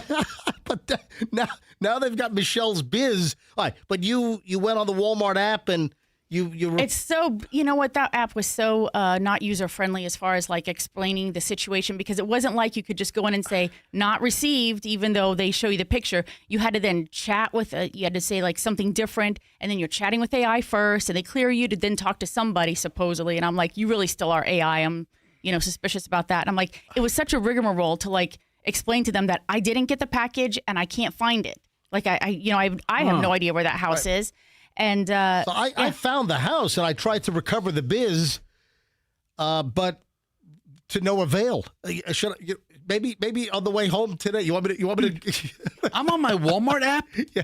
I'm on my Walmart app, and Right. the biz, it's been purchased over 1,000 times on the Walmart app since yesterday. oh yeah, So I mean, it's popular. no other detergent. I mean, Tide has been purchased 100 times. Right. I'm telling So you. Biz is launching, and the price has jumped up. It's now $20.15 for the same size box of Biz. No, I got it for $6.20 something. Yeah, a box. Michelle got it for Yeah. $6.53 a box. All right, it might still be $6.53. I take that back. What you- I'm going to add it to my cart. What are you just making up prices I'm now? going to add it to my cart. How many do I want? I want 3. Restaurant wants the most expensive Right. box of Biz. Yeah. Or order them to the house and bring them to Michelle View tomorrow. my cart. No, don't order it. View my cart. All right. So, this raises a question. Have you ever had, something you ordered get misdelivered, and did they just keep it? No. Yeah. But if something is misdelivered, is there an address? Well, here's the thing. When I went into to Walmart's platform to Yeah. complain and be like, look, I can't find my product. I see there's a picture there, but I don't know where that is. You obviously thought you found it. And then it said, you must first make sure your address is correct and the PIN is correct. And I'm like, I already know my address and PIN. I didn't realize there was a PIN thing, like a Google Map PIN on their app to verify. But I'm like, I already know it's correct because I ordered from you just 7 days ago. Right. And it came properly to my house. Why would this delivery be any different? Now, we're Walmart Plus members, and I like Walmart Plus because we get the 10% the 10 cents off a gallon at Walmart gas. But typically, listen, I go to Walmart, Right. But you use You couldn't find it on the Right, shelf, and Julian right. last night couldn't find it on the shelf So you use the Walmart delivery. because it's free.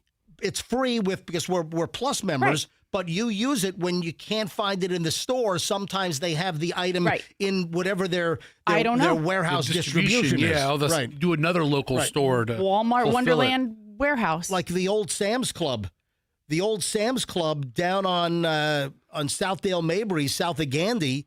I think that's a Walmart online distribution. But what Michelle was saying about the Walmart app, what did you say to me? You said this is why Amazon is winning the game. Right. Because Walmart has tried to make inroads into trying to chip away at the domination that Amazon has with online purchases. And you made a comment that with Amazon, if there's a problem or a mistake or something, it is very easy to resolve. Yep. You were sitting on that Walmart app for an hour trying to resolve the problem with the Biz crap that was not delivered to our house. I mean, I didn't want to talk to anybody, but not only, it wasn't even a talking. I had to, type constantly back to the person, and then I could see them typing to me. So our messages were being crossed, and I was just like, why can't I just put in here when I need to return a refund because it wasn't delivered to my house? That was just not an option. I was so frustrated with that. I was like, I mean, Amazon is so easy. We haven't really had that situation with Amazon, but we have had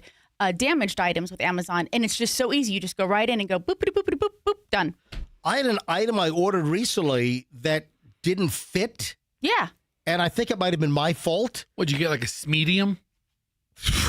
Is that a small and a medium? So listen, no, it was a part. It wasn't a clip.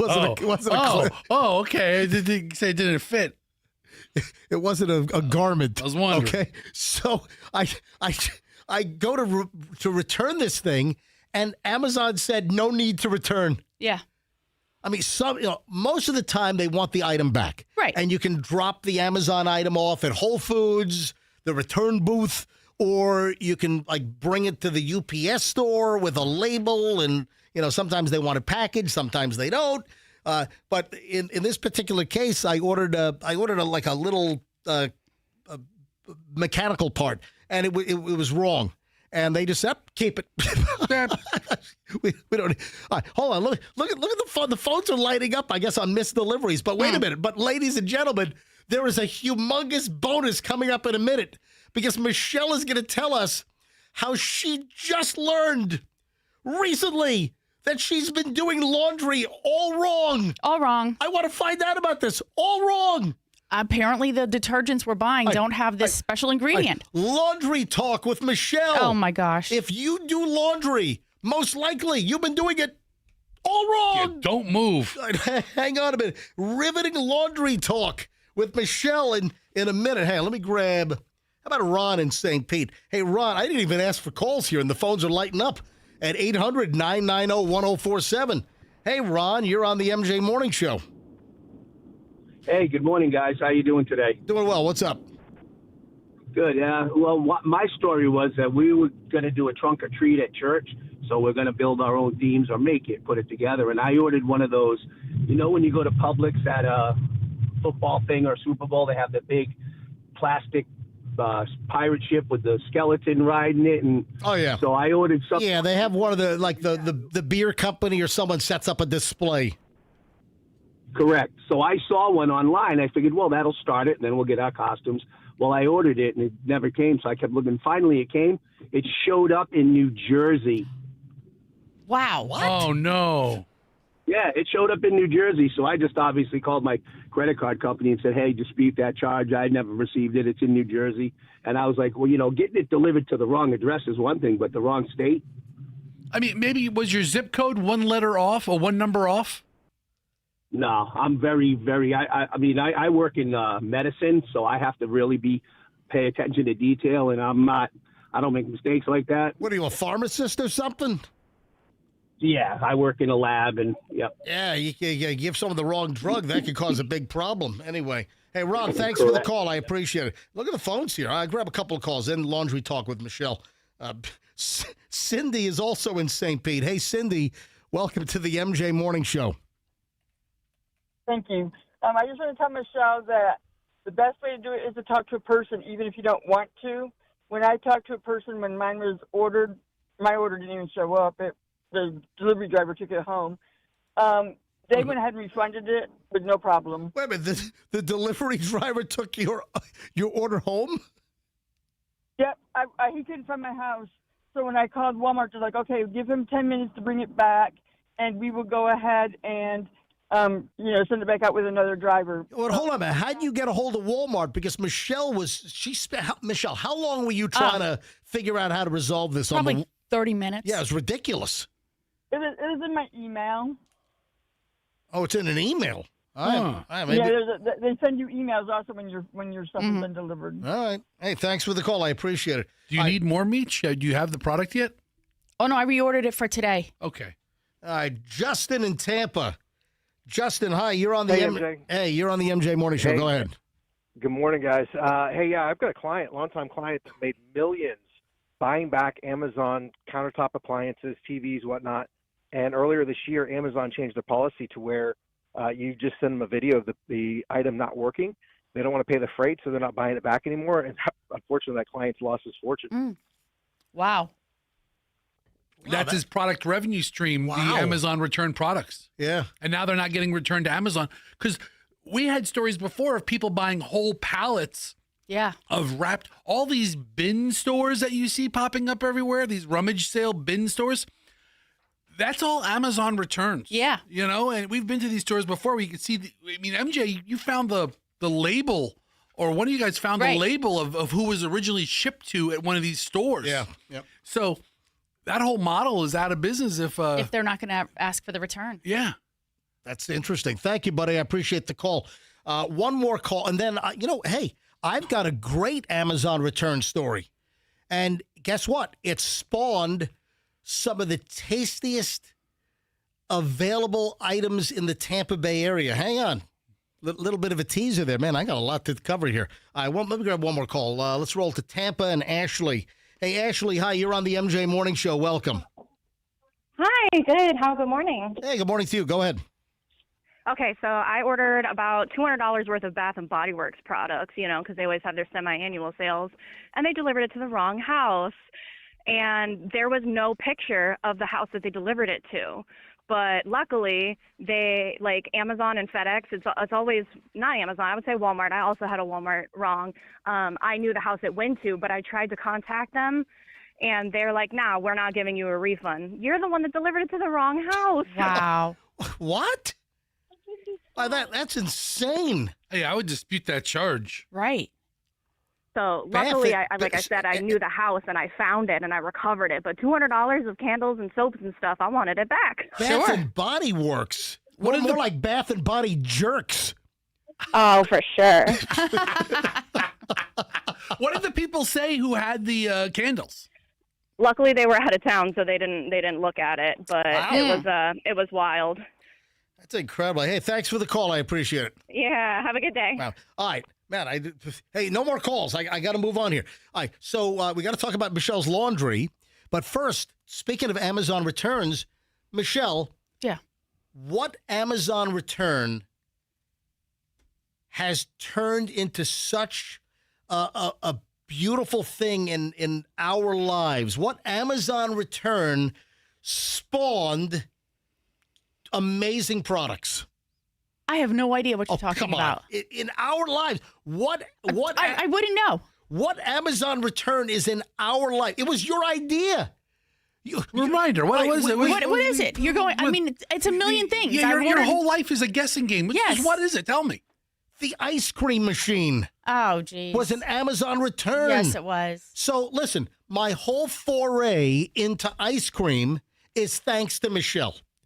My lovely, beautiful wife, Michelle, during COVID, said, you know what? You've always wanted to make ice cream. Let's go ahead and get an ice cream machine. So you know what Michelle did? She did ice cream machine research. That's what she does. And then, and then she found that Italian Lello Musso Pola 5030, this nice Italian ice cream and gelato machine, totally made in Italy. Michelle found this, doing her research.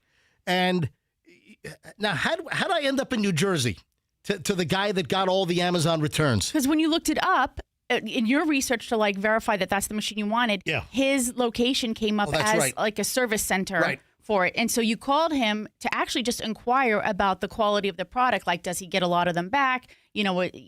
How often is he working on them? And that's when he said, by the way, I am an Amazon return person. Here's the deal. So when we were up in New York for a little bit, this is during COVID, the beginning of COVID, Michelle says, let's start making ice cream. And so, Michelle, thank you. Thank you, Michelle. Michelle set me on this path of, listen, that's what has brought us MJ's triple kill of vanilla. Oh. And MJ's decadent Milton Fudge Cow chocolate available at the Small Batch Creamery. If she only would have known then the curse she would have been unleashing on society. So that's right. Here's the deal. No, wouldn't invent it. It's your fault, dude. Your fault. So Michelle says, hey, I think this is the best machine. We're friends with Alfred only because of you. And the machine was like $1,200, right? Yes. So, but it was all stainless steel. They sell these on Amazon. You can get this this Pola 5030 Italian machine. They sell them on Amazon. It was like $11.99 or something. Okay. During COVID, and so I found this place in New Jersey, right across the river, right across the George Washington Bridge, and it turns out they were the U.S. Service Center. Fascinating. If people had problems. But wait a minute. This is where it gets interesting. Oh, this is where. The guy on the phone, because I called him up, hey, has this machine any good? I said, yeah, we're going to buy one. And he said, hey. Guess what? Why don't you come on by? I also get all of the Amazon returns. Any Amazon return, if someone ordered, they're all shipped to me as the U.S. Service Center. Whoa. And he says, dude, I've got brand new machines that people ordered. They didn't even open up the box. Or they opened the box and they said, this is too big for the countertop. And he says, these have never been used. Come on down. Take your pick of brand new machines. $700. What? Out the door. How does he stay in business? No, hold on, dude. Because he didn't pay for these. I'm joking. I'm joking. These were returned to him. I'm totally making a joke. I'm So laughing. I'm not that invested in this guy. I'm laughing. I forked over $700 in cash. You did cash? Cash money. No tax. You probably paid him You had $700 in tens, though, right? No, I did. Or fives. Dude, you really like telling on yourself. 5, 10, 15, 20, 25, 30, 35, 40, 45, 50. What? You're going to owe New Jersey some sales tax. No, that's not. That's No. not on me. That's Cash on him. transaction. Hush it up, buddy. No receipt. Exactly. Cash transaction. Yeah. No receipt. Exactly. He's like, look, I'm just going to leave this here on the dock and turn around and never see you again. So, getting that ice cream machine turned out to be such a beautiful thing. And, you know, listen, I spent years perfecting these flavors. All right, quickly, before we move on, Michelle, I mean, you don't spend too much time on this, but what did you learn about laundry? Okay. How people are doing laundry all wrong. Wrong, because the detergents don't contain the ingredient that you need to actually remove body oils and tough soils from your fabrics. And so therefore you need to add a laundry detergent booster, also known as Biz or Febu or Febu. I don't know how you pronounce it. Say laundry oils or tough soils? Body oils and tough soils. So you add a booster to the detergent, and it helps the detergent do the job that it's supposed to do. That sounds like Hang on. Stop. Have a time. All right, stop. Why aren't they putting this in detergents then? I think they used to do it, and now it's been removed for some reason. I haven't done that research and the history of it, but apparently this is the case. And so, you know what? I started adding it to the detergent to make sure that, So the 32 years that we've been married, you've been doing laundry wrong. All wrong. All wrong. I don't know why you're so surprised. All wrong. Yeah. This is exactly the kind of gimmick OxyClean has. Yeah. I mean, I thought you were literally reading off of a Billy Mays script with the body oils and tough soils. Yeah. You know, that's the Pitchman version. I didn't of it. you know what? I wasn't really thinking about that. I was just repeating something that I read on Reddit. Written by B. Mays. Maybe. Anthony Sullivan wrote that.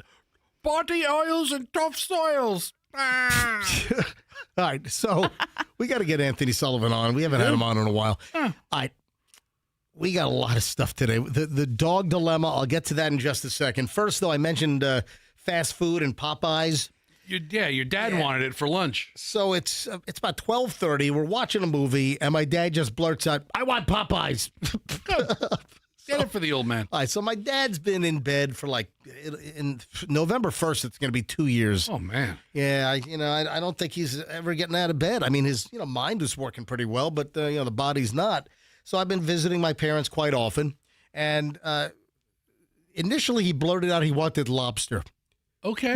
So I don't know that I want to. And then he, you know what? They need lobster macaroni and cheese at Popeyes. So let me tell you what was shocking. This was absolutely shocking to me. And I've always said I do like Popeyes. I think Popeyes does a good job. For me, a 3-piece spicy Popeyes with a biscuit hits the spot. Good stuff. Right. So I do like Popeyes. So my dad blurts out, "I want Popeyes." So I get on the Google map thing. I'm like, all right, Popeyes, 2.7 miles away. So I drive. I'm in Fort Lauderdale. I drive to Sunrise or whatever the hell, to go grab his Popeyes. First of all, this particular Popeyes had gross chicken mismanagement. They had no dark meat, and they had all these orders. It's like, how do you not have any dark meat? So I had to wait while they cooked the food. But let me tell you what I was just amazed with. Do you know how much an 8-piece snack box is? Do you have any idea? An 8-piece chicken only.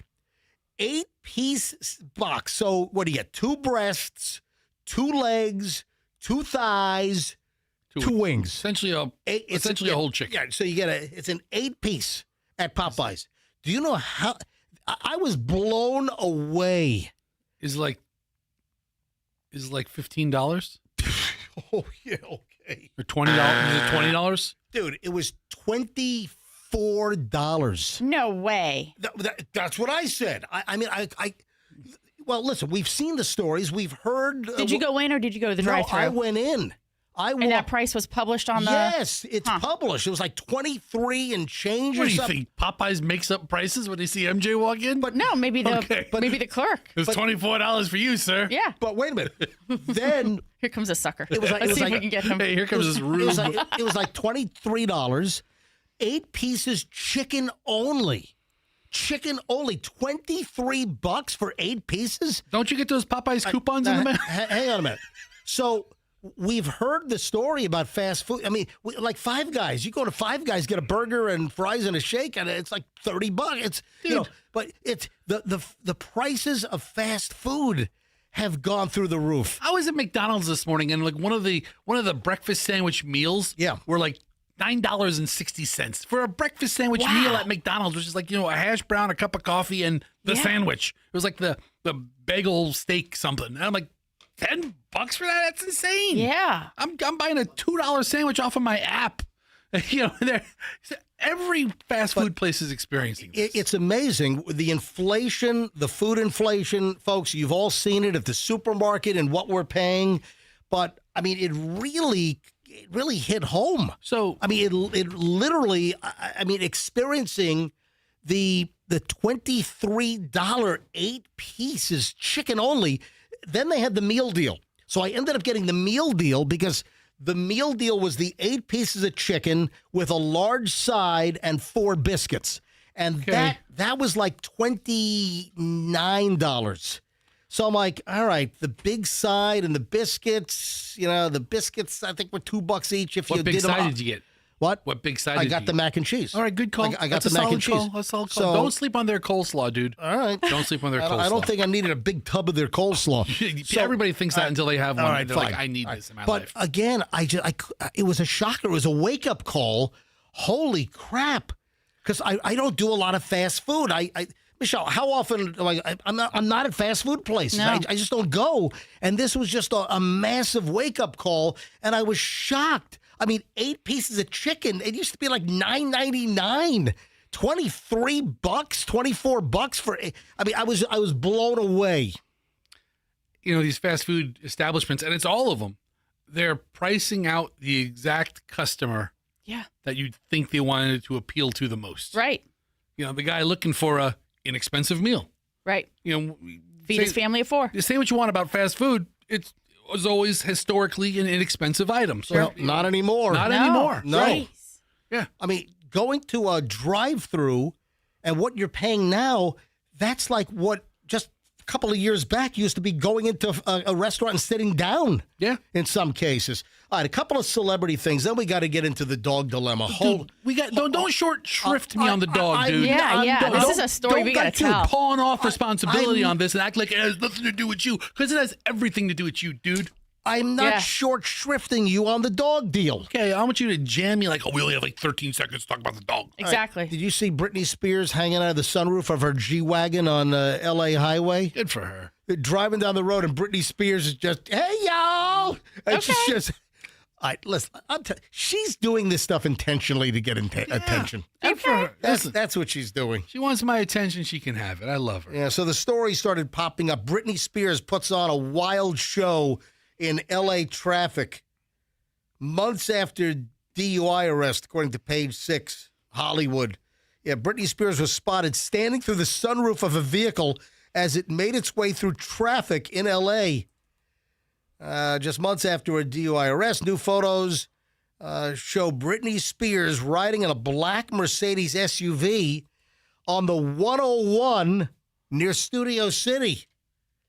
The Californians, didn't they take the 101 to the 10 to the 405? That's exactly what they took. Yeah, So she's hanging out of the sunroof of the G-Wagon. That's the same black Mercedes G-Wagon that her driver was gassing up while she was smoking and hanging her cigarette out of the window at the gas pump 2 feet away.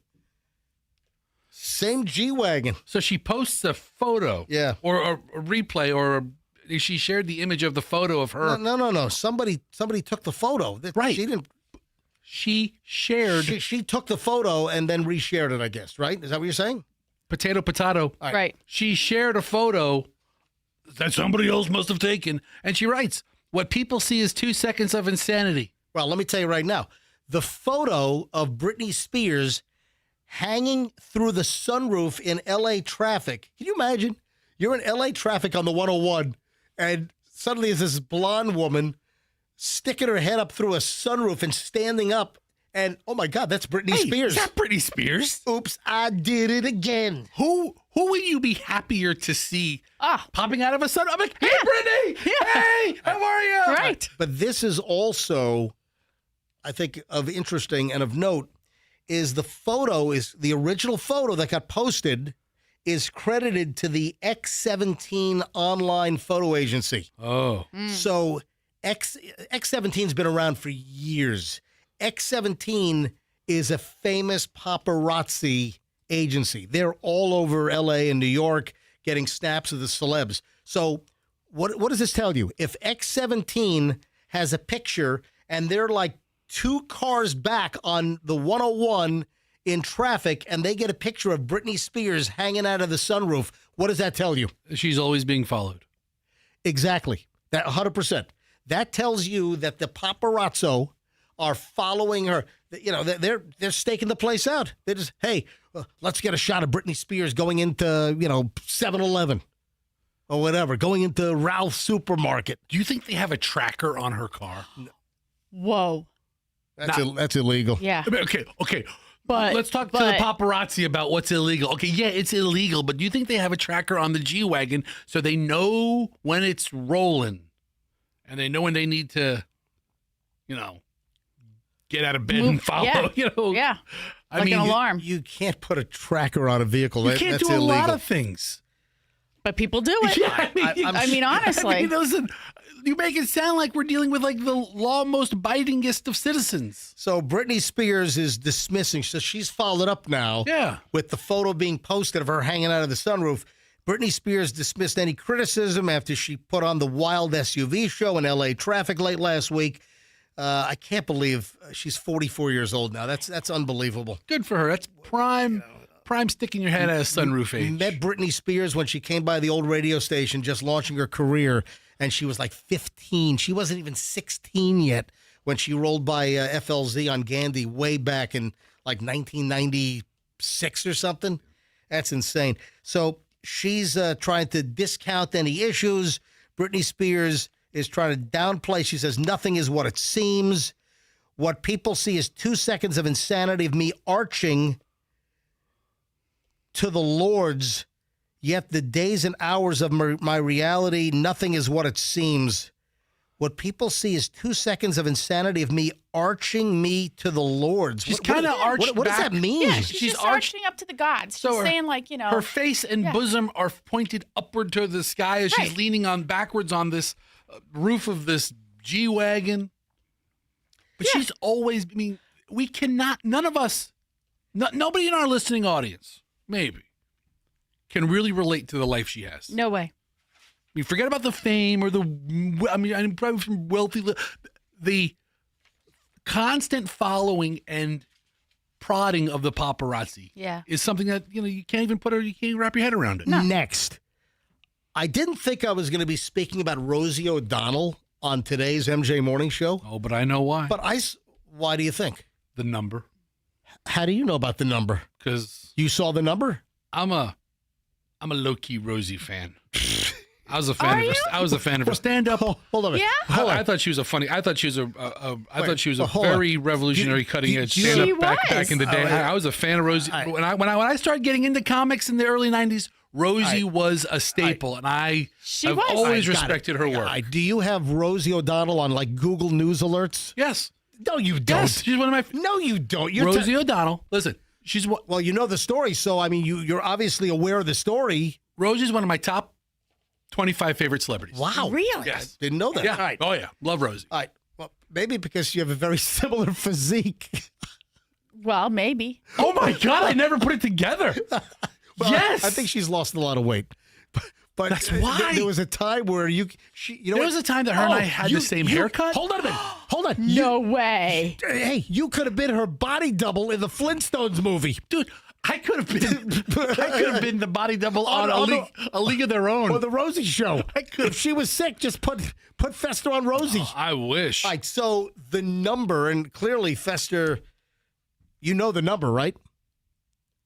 I was taken aback. because it was a big number. Yeah, You were? Listen, this You is the thought reason. it was high?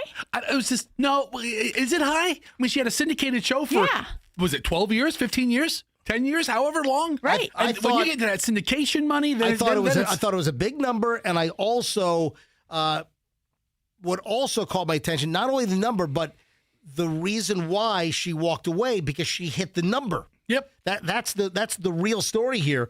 So Rosie O'Donnell walked away from her Rosie TV show, and I guess she had this number in her head. When she hit $100 million in her bank. I'm out. And I'm sure it just wasn't on deposit at like Wells Fargo or something, but Rosie O'Donnell, when she had a net worth of $100 million. When she says, when I saw that she had $100 million, she said that's when she quit. Yeah. She's 64 years old now. So Rosie said, she told Page Six that when she heard she had a cool $100 million in the bank, that's when she walked away. She said, when I heard that number, I said, okay, I'm done. And everyone was like, why are you leaving?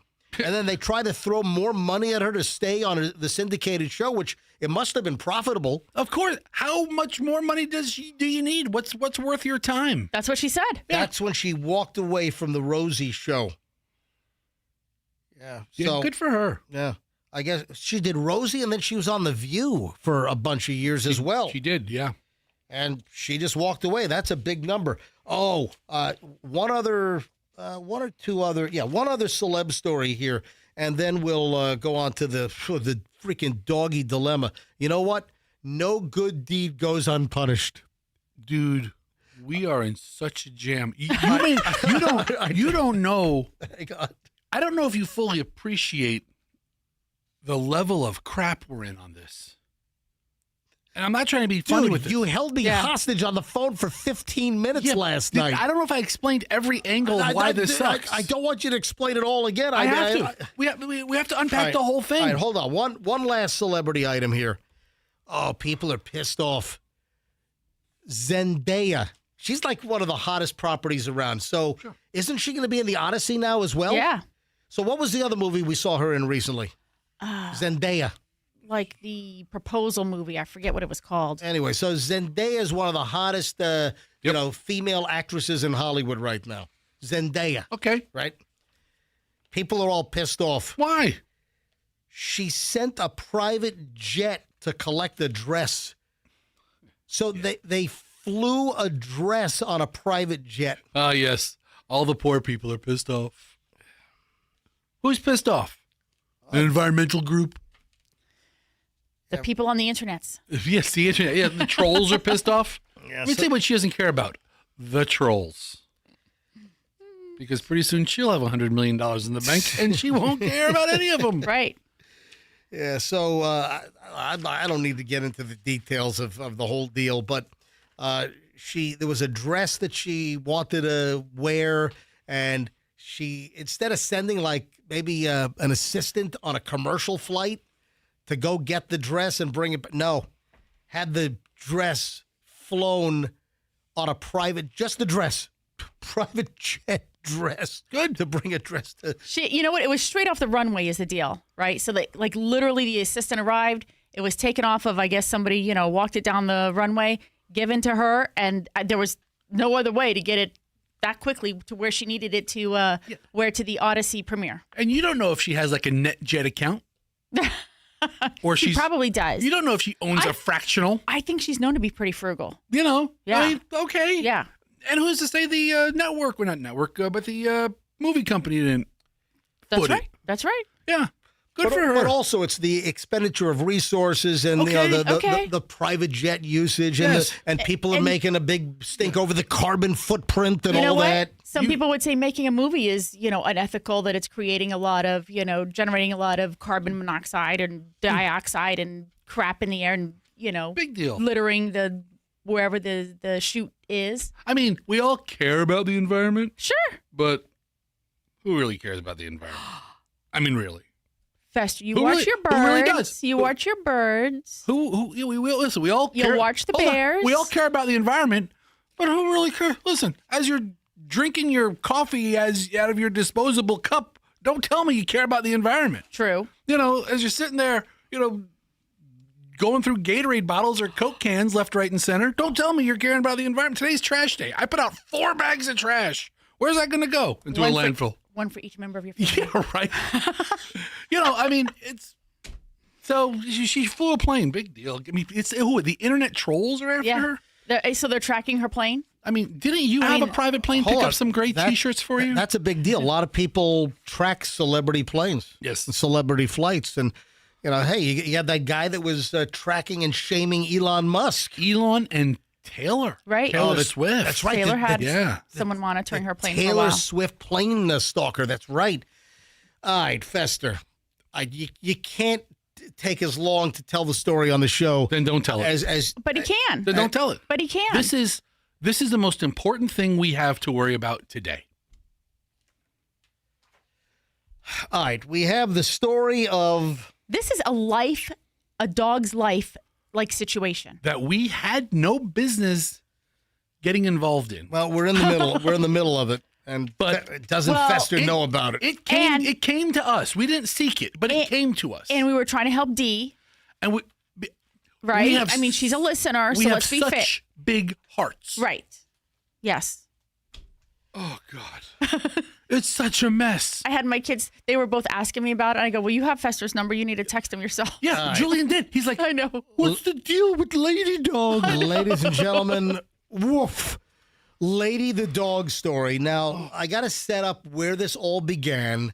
It all began last week. It all happened on Friday. When we were talking about Tammy Brown, who was arrested up in Palm Harbor for threatening to kill a man. So she sent a text message to a guy that said, I will kill you, and I have a gun with a bullet with your name on it. So she was arrested, and apparently she had a dog. And how do we get involved with the dog? Because...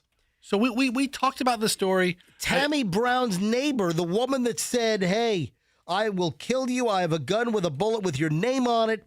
And then said to the cops, oh, that's just what girls do, threatening guys like that. So she's arrested. She's got all kinds of problems as well. So her neighbor, Dee, is listening to our show. Dee calls the show. We put her on the air, then unleashes all kinds of additional dirt on her neighbor, and then says, I'm watching her dog. The cops, when they took her to jail, said, hey, can you watch her dog? So that's where the whole dog dilemma starts. And then she says she can't care for the dog any longer. Right?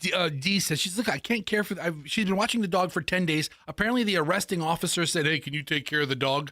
And she, might have been in a little bit of a, tough spot. And she goes, yeah, I'll watch the dog. Yeah, she's still in on a $10,000 bond for written or electronic threat to kill, bodily harm another. That's, by the way, that's Florida statute 836.10/F. MJ, it would literally be easier to spring her from jail so she could watch her own dog. All right, so Fester, try to concisely tell the dog story.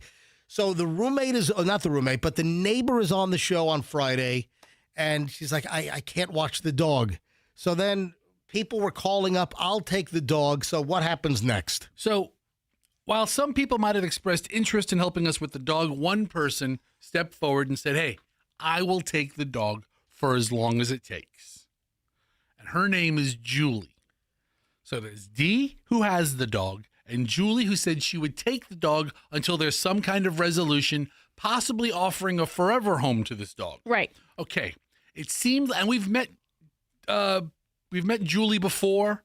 We don't know her very well, admittedly, but we don't know Dee very well either. And we certainly don't know Tammy Brown, the I'm gonna kill you person. But she could be a listener. She could have. I mean, she could have been the one that's, keeping us at number one. All right. So Julie says, I'll take the dog. So I called Dee. I was like, hey, Dee, good news. I got somebody. I don't know her that well, but I know her well enough. Apparently we've met Julie a couple of times because she's come to Small Batch Creamery for the triple kill of MJ vanilla flavor launches. So, yeah. She's an active listener. We're grateful to her for stepping forward and taking the dog. Friday afternoon, the two women meet. Dee meets Julie, transfers the dog over. Julie gets Lady the Cocker Spaniel, it looks like, right? King Charles Spaniel. Spaniels, Yeah. like have something like that.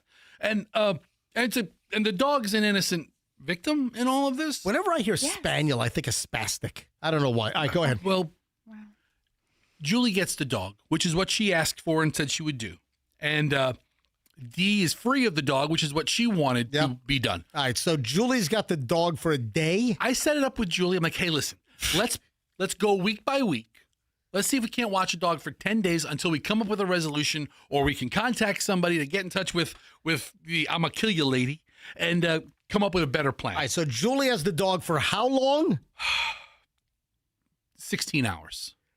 And Fester gets a call. A text. What did the text say? Fester, this is Julie, the dog lady. Get this dog out of my house. I can't watch the dog like I thought I could.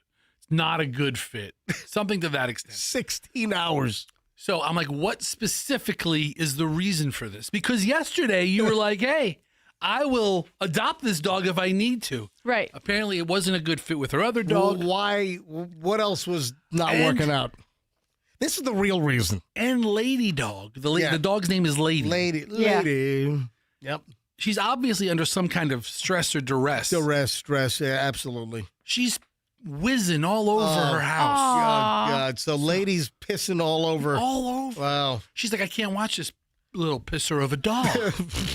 I don't think she said it quite like that, Fester. I have to pull up the text. She's got pee all over the house now? She's like, it's like ankle deep. I'm going to have to call Zero Res now. You know what? That's what I should have offered her. I was like, just keep watching the dog. I'll send Zero Res over. We'll send Zero Res carpet and air duct cleaning out. So I'm dealing with, and Julie's nice enough, and I'm grateful that she took the dog for a couple of days because, Dee needed a break for, I'm trying to go back to the text. So wait a minute. So Julie has now brought the dog back to Dee? Julie has brought the dog back to Dee. So now Dee has the dog again? Yes. Do we have Dee's number? I do. So now Julie came in the picture and now she's out of the picture. Okay, so we don't need to contact Julie. Although we thank her for her service, I guess. It doesn't sound right. All 16 hours. So she did us a favor and she ended up watching the dog for about 48 hours, which was enough time for Dee to... Hi. Name and reason for calling. I'll see if this person is available. Oh. Hey, Dee, it's MJ and Fester and Michelle, MJ Morning Show. Please pick up. We're live on the air. So now the problem is Dee has the dog again. And apparently Dee has access to the dog's house where the I'ma kill you lady lives. Right. So the dog is in her own house and she's checking up, but she can't keep this up. Please stay on the line. And then we need to find... Dee. Dee. Oh, thank God you're here, Dee. Oh, thank God you've answered. Good morning. Dee, I'm trying to explain the whole story. I don't know if you're listening, but the dog is back. The dog is... Did I get everything right so far? Yes. Okay. The dog is back with Dee. And the big conundrum is, what do we do with the dog? How do we watch this dog for an unknown amount of time? Do we want to watch a dog that belongs to possibly a very complicated person? Because Tammy Desiree Brown, the I'ma kill you lady. I don't think she's getting out anytime soon. She's got a $10,000 bond. Oh, look at her commissary balance. She's minus $20 on our commissary balance. We should pay that off. No, we shouldn't. We should help her. We're watching her dog. So, Dee, what's the deal? Well, I was kind of thinking, the dog is next door. It's not in my house. I'm letting the dog out a couple times a day, make sure it's got food and water. Yeah. I'm just kind of torn because I don't want the dog. I don't know if she's going to get out. I think she's got a court date on Friday. I don't Should I wait till Friday to do something with the dog? And then see if she gets out. I just don't know what to do. See, the problem, MJ, and Dee and I talked about this, anything or any place we take the dog is essentially a forfeiture of a dog that doesn't belong to us or me or Dee. It belongs to, I'm going to kill you, lady, and I don't want to piss her off because, she'll kill me. Hey, so, Dee, can you get a hold of Tammy in the Pinellas County lockup? And how do you call somebody in jail? Hold on, do they take calls? Yes, you can. You can. Really? Since when did you call the jail last to speak with someone? I think she can call me. Right. All right. Can you get call her? Yeah. Can you get a message to her and find out what she wants you to do with the dog? All right. I will pay a deputy $50 to slip a letter to Tammy Brown. Tammy Brown in the Pinellas County lock. Obviously, she wants to keep her dog. Right. Yeah. But Yeah, I was under the impression it was only going to be 3 days that I would have the dog. And it's been like a week, right? Wednesday will be 2 weeks. Oh, my God. All right, should we try to find another foster home for the dog in the interim again? Maybe somebody with a lot of tile instead of carpet.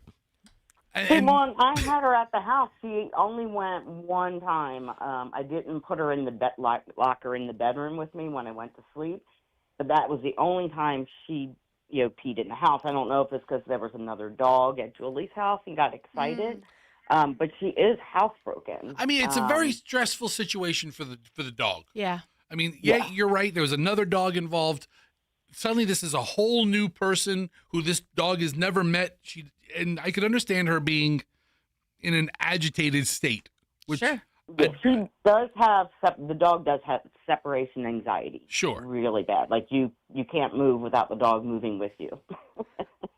I feel like the best scenario is if we could have a dog boarder. That's what I think too. Not a person, but like a company that does this, where we can, where they professionally can keep an eye on this dog for maybe a few weeks. Well, until a kennel. That's what I'm thinking. Am I thinking a kennel? Is that what I'm thinking? Yeah, a kennel. What are they called? They call them boarders now, boarding. Yeah. I mean, like doggy day camp. Yeah, like Pet Paradise or something, or something like that, or where we can drop the dog off. Right. That we don't have to. What a story.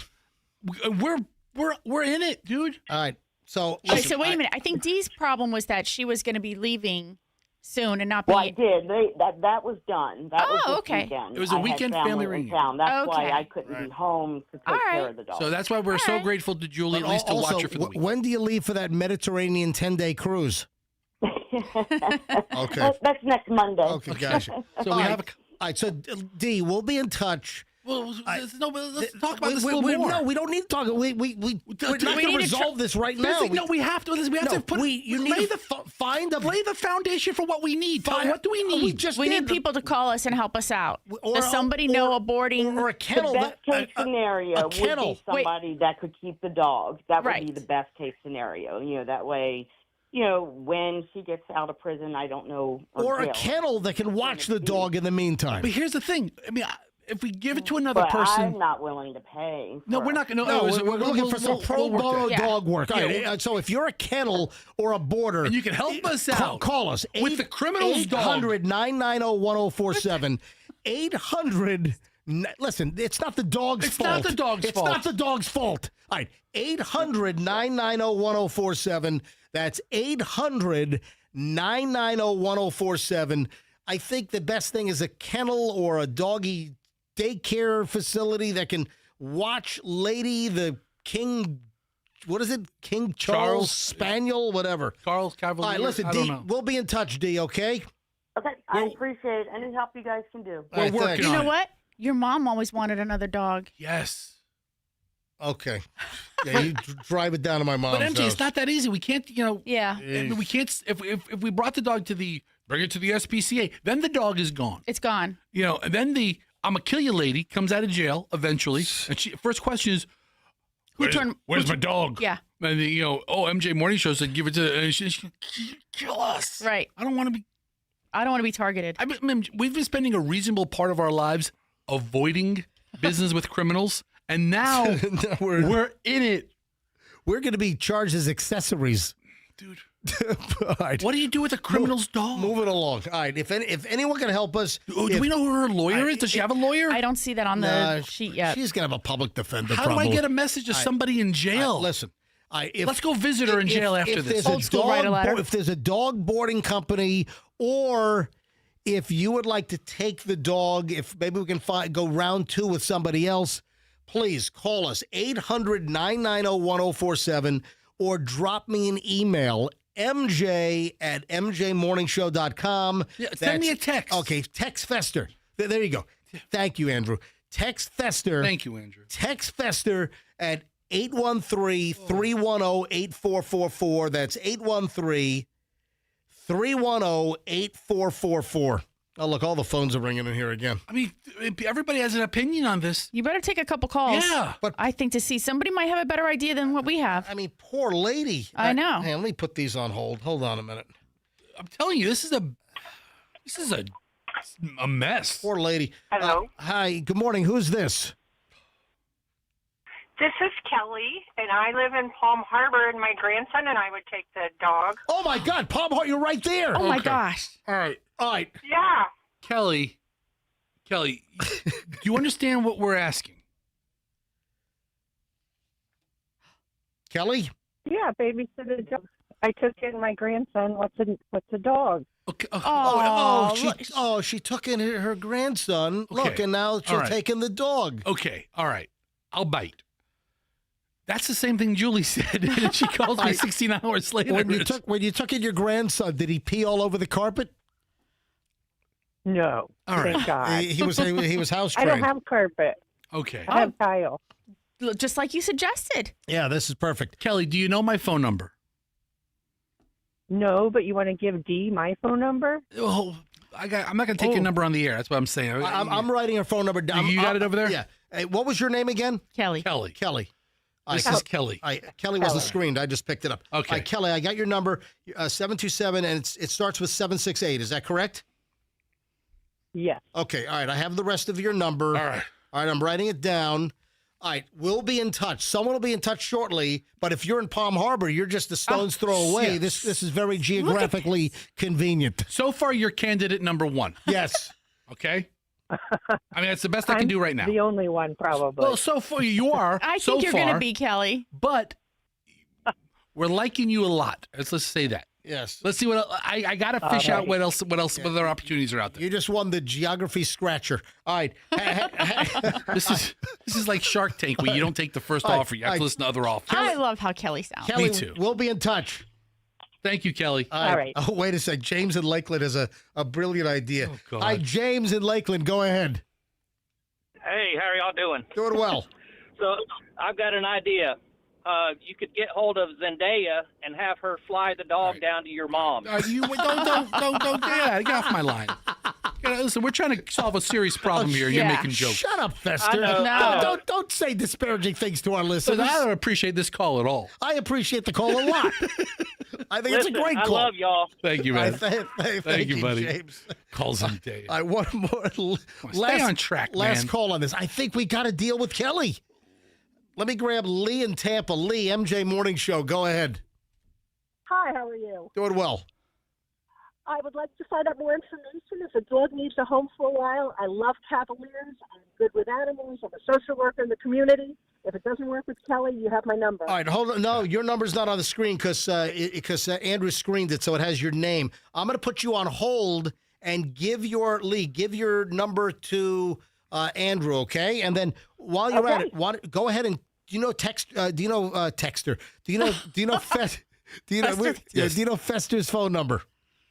301-849. No. 813-310-8444. Send me a text also. Okay. I'll be in touch after the show. All right, hold on one second. I'm going to put you on hold, Lee. Oh, I like Lee because you know why? Andrew. D and Lee. I always like alliteration and rhyming words. So yeah. Andrew. He's tight. He's balls deep in all that. All right. That's the second time I've said that term today. Oh my gosh. Sorry. Fester. Lee, hang on a minute. Andrew will get your number. All right, here we go. Moving on. The freaking dog deal. Holy crap. It's important. Do we have 100 more calls on hold? I mean, I mean, this is what I mean when I say don't short shrift me.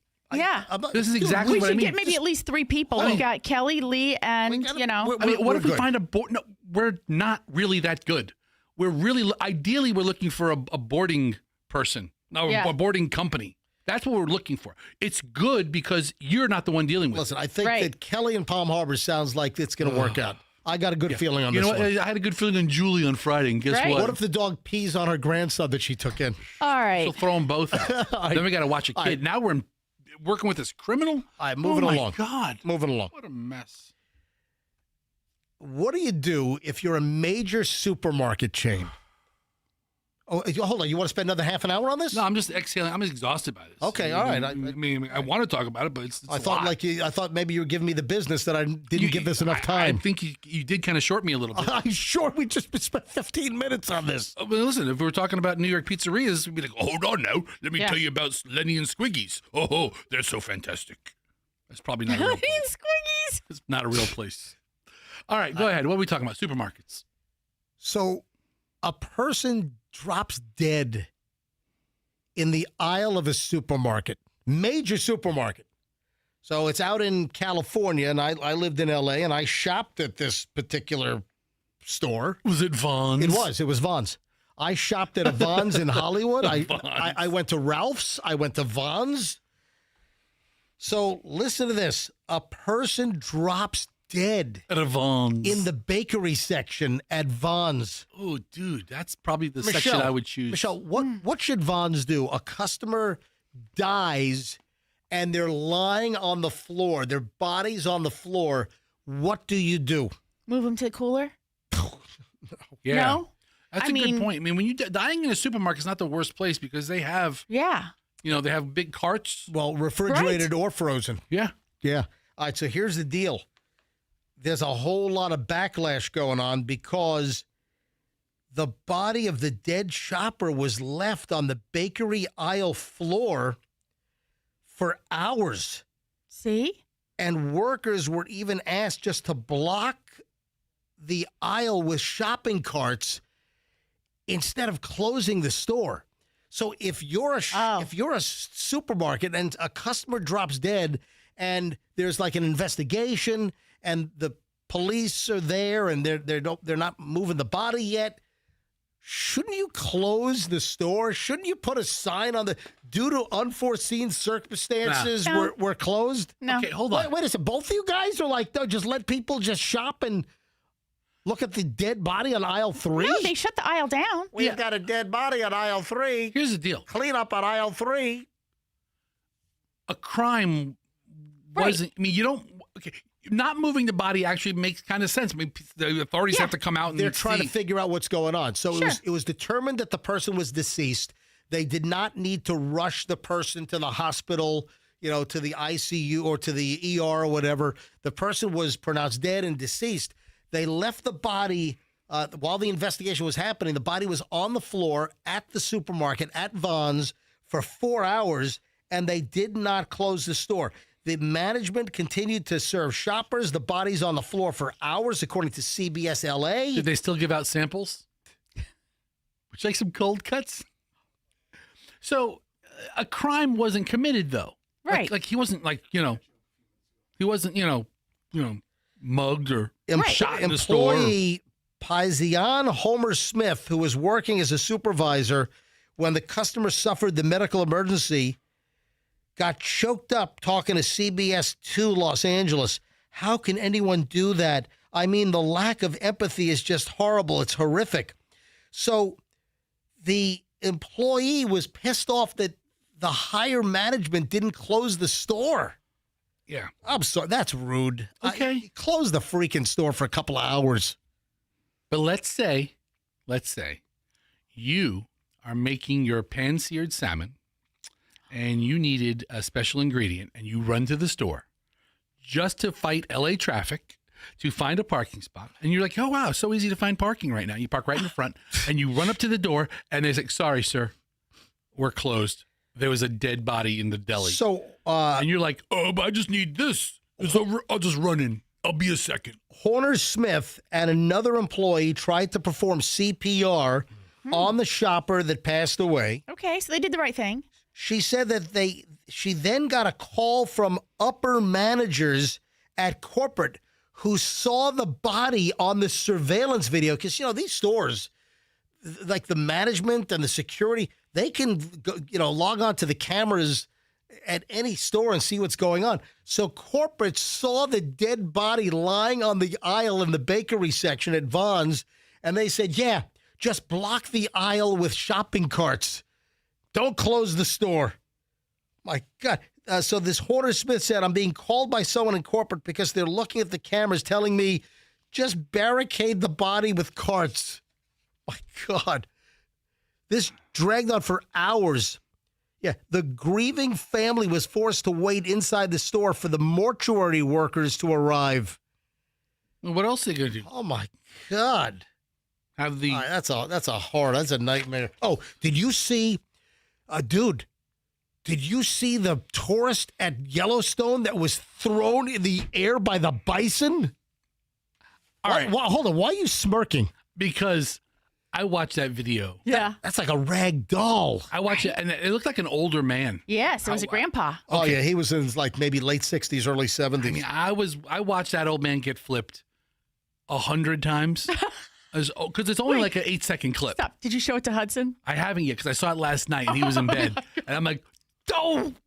I am now moving to where I'm on the side of the bison. I was rooting for the bison.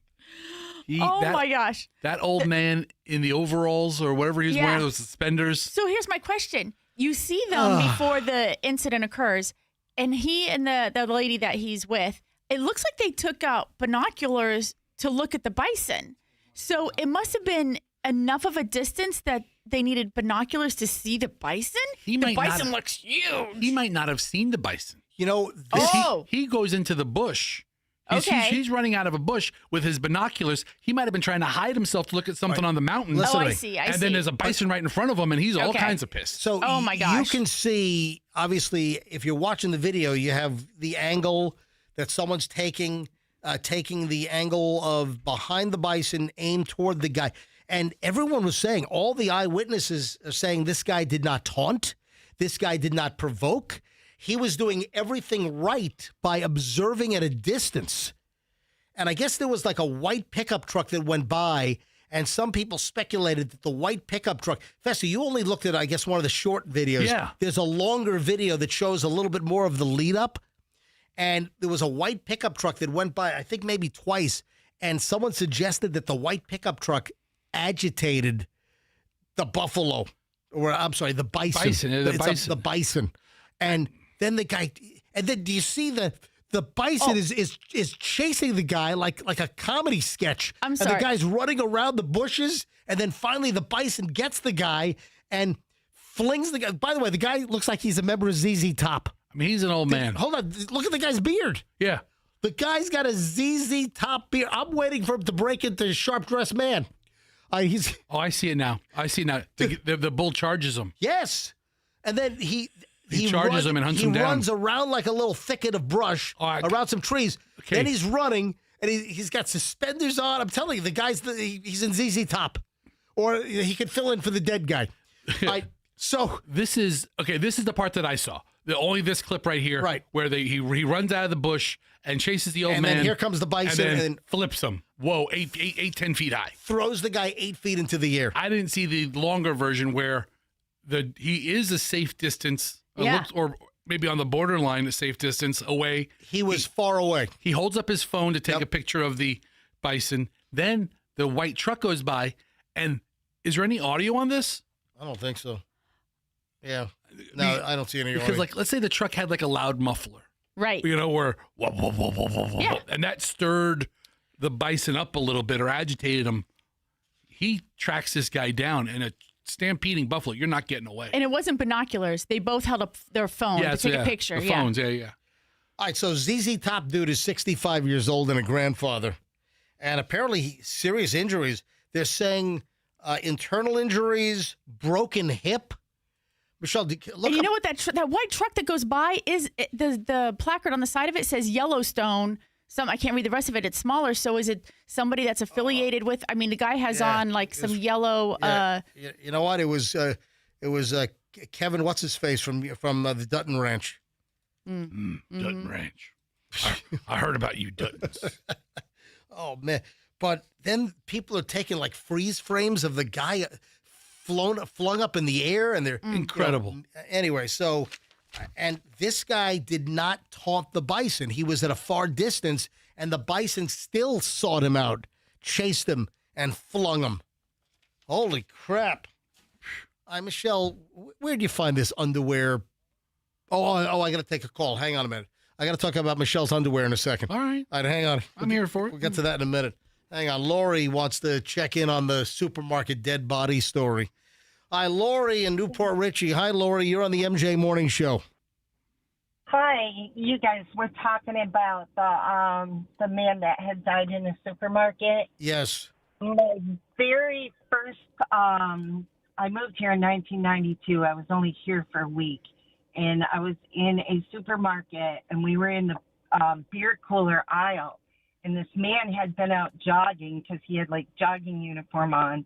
He came in next to us, and he was trying to get cooled off. And then all of a sudden, he just like kind of bursted blood out all over and just fell to the ground and died right next to us. Oh my God! Where was it? What store was this in?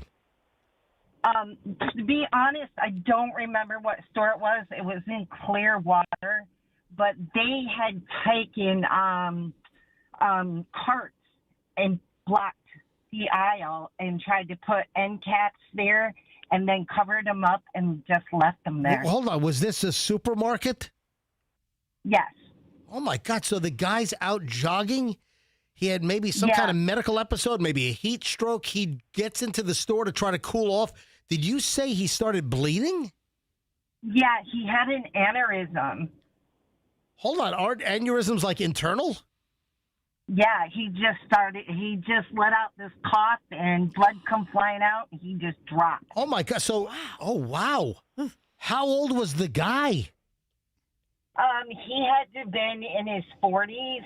Oh, that's crazy. So you're telling me that this supermarket in Clearwater, they then just put shopping carts around him and then people just continued to shop? Yes, they didn't close the store or anything. They blocked off each end of the aisle and just left them there and covered them up. That's crazy. All right, sorry, Lori, I'm sorry for your trauma. Yeah, I'll never forget it. All right, rest in peace. Lori, thanks for listening. Bye, thank you. All right, wow. She sounds so cheery when she says the story. And again, folks, I don't have to give out the number and say, hey, call us. Feel free whenever you hear something at any time on this show. If you ever have an item that you want to comment on or you have additional information like Lori, the last caller, just call us. 800-990-1047. 800-990-1047. Let's move on to Michelle's undergarments. Maybe not yours. Yeah. Where did you find this? I don't know what you're talking about. The story about on the hygiene section on Reddit. Okay. You sent me this. I did? A guy posts a story that his girlfriend thinks that anytime there's a toot, you got to change your underwear. Oh, that's a good idea. Hold on. You don't know this? You sent me this. It sounds familiar now that you're right, reading it to me, but you know what? I just dispatched the content. I don't really read it. I didn't know this was a thing. This guy is saying that he's very frustrated with his girlfriend, or this is a thing that the girlfriend says that anytime you pass gas, that you've got to change your underwear. No, no, you don't. I think that's a good idea. No, it's not a good idea. Anytime? Oh, no. If you have the explosive diarrhea that's going around, or if you've got a, what do you call that? I don't want to say it. Well, there you go. A shart. And how do you know? I mean, it's not a dirty word. You can say shart. Yeah, you can. Shart. It's not on the list. Yeah. So it's not like it's a shart. It's if you just have a toot. This guy says that the girlfriend says, nope, you got to change your underwear. What if you think it's just a toot and it's a shirt? No, no. I'm just telling you, it's just this guy is saying that it's just a toot, and the girlfriend thinks that you got to change your underwear after every toot. I know exactly what's happening at every moment. What if you have baked beans and you're like tooting repetitively for hours? The fruit of the heart. You're gonna run out of underwear. Yeah, seriously, that makes no sense. You have to leave that person. This is ridiculous. You leave that person? If you have to change after every toot. All right, speaking of ridiculous. I would have had to have changed 4 times already this show. Stop it faster. only 4. Maybe this segment. only 4. Did you watch this whole MMA or UFC? Is there a difference between MMA and UFC? Or is it the same thing? UFC is the league. MMA is the sport. Okay, gotcha. All right, same thing.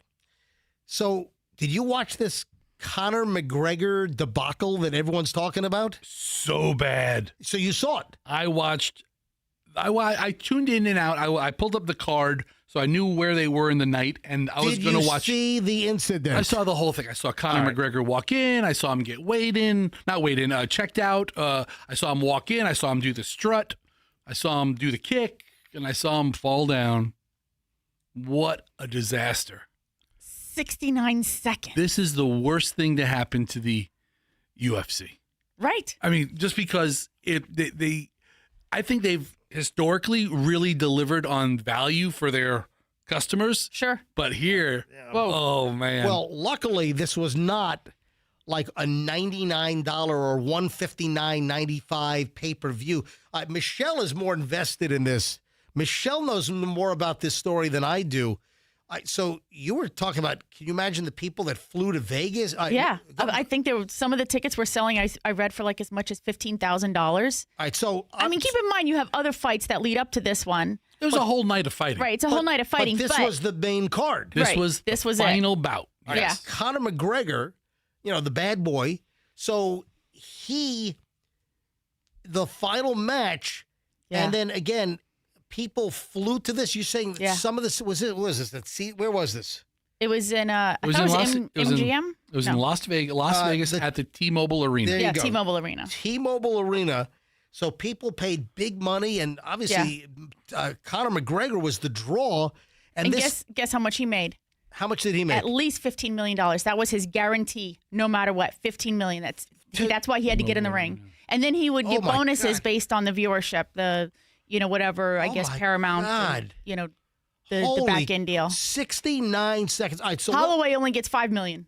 So the guy that actually won got $5 million. Right. Yeah. He didn't even have a figure laid on him, did he? You know what? I didn't watch it. Don't this think is not my. I'm not into this. I don't think he did. McGregor was such an ass. Oh my gosh. He was probably injured when he left the locker room, but he had to step into the ring for the payday. All right. Yep. So that's the speculation that he was injured. Someone was saying like maybe a knee injury. There was some type of an injury that they're saying that was pre-existing before the match even happened. So this was sort of a fraud, right? That he broke his leg in the past. It was a bad leg break. He's been out for 5 years. Yeah. He hasn't been in the ring. So this was highly anticipated. Everybody thought he was healed. He's been training for it. They show him walking from the locker room to the checkout area. Yep. Right. And there's a guy in this UFC where they make sure there's, your nails aren't long, and they check your hair and make sure you don't have any switchblades on you. Right.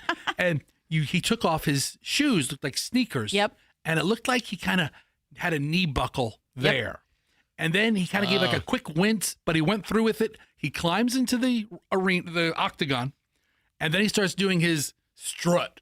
Big, broad chest with the arms up, and he's walking around like who he is. And everybody's cheering and hooting and hollering. Now, he was the underdog in this fight, but he was the attraction. Yep.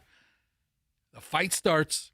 He walks out and does this ridiculous kick. This big, elaborate swan kick. Yeah. And lands on his right leg. Bum knee. Yeah. And it just kind of went, it didn't. Blew it out. Yeah, it wasn't. It was, to look at it, you could see exactly where and when it blew out. He landed kind of wrong, I guess, on his foot, kind of like how if you twist your ankle sort of thing.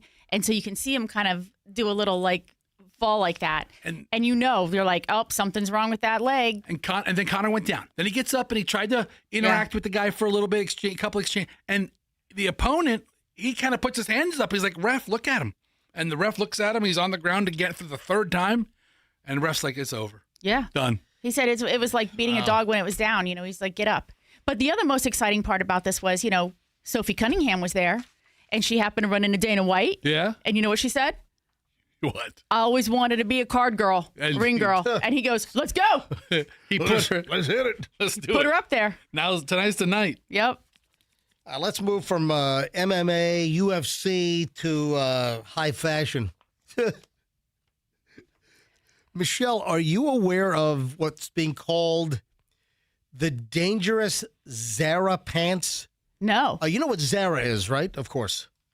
Yeah. Of course. All right, so Zara. I think it's Zara. Is it Zara? I think so. Is it pants? What is it? I don't know what It's Zara a is. clothing store. Zara, are they in malls? I think so. Or are they more?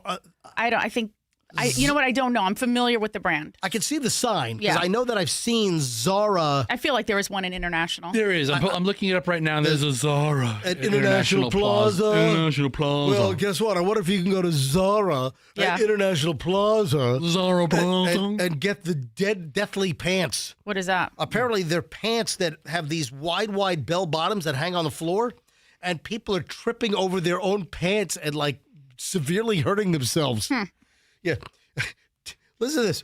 So, is there a wide leg, is there a resurgence of the whole bell bottom right now, Michelle?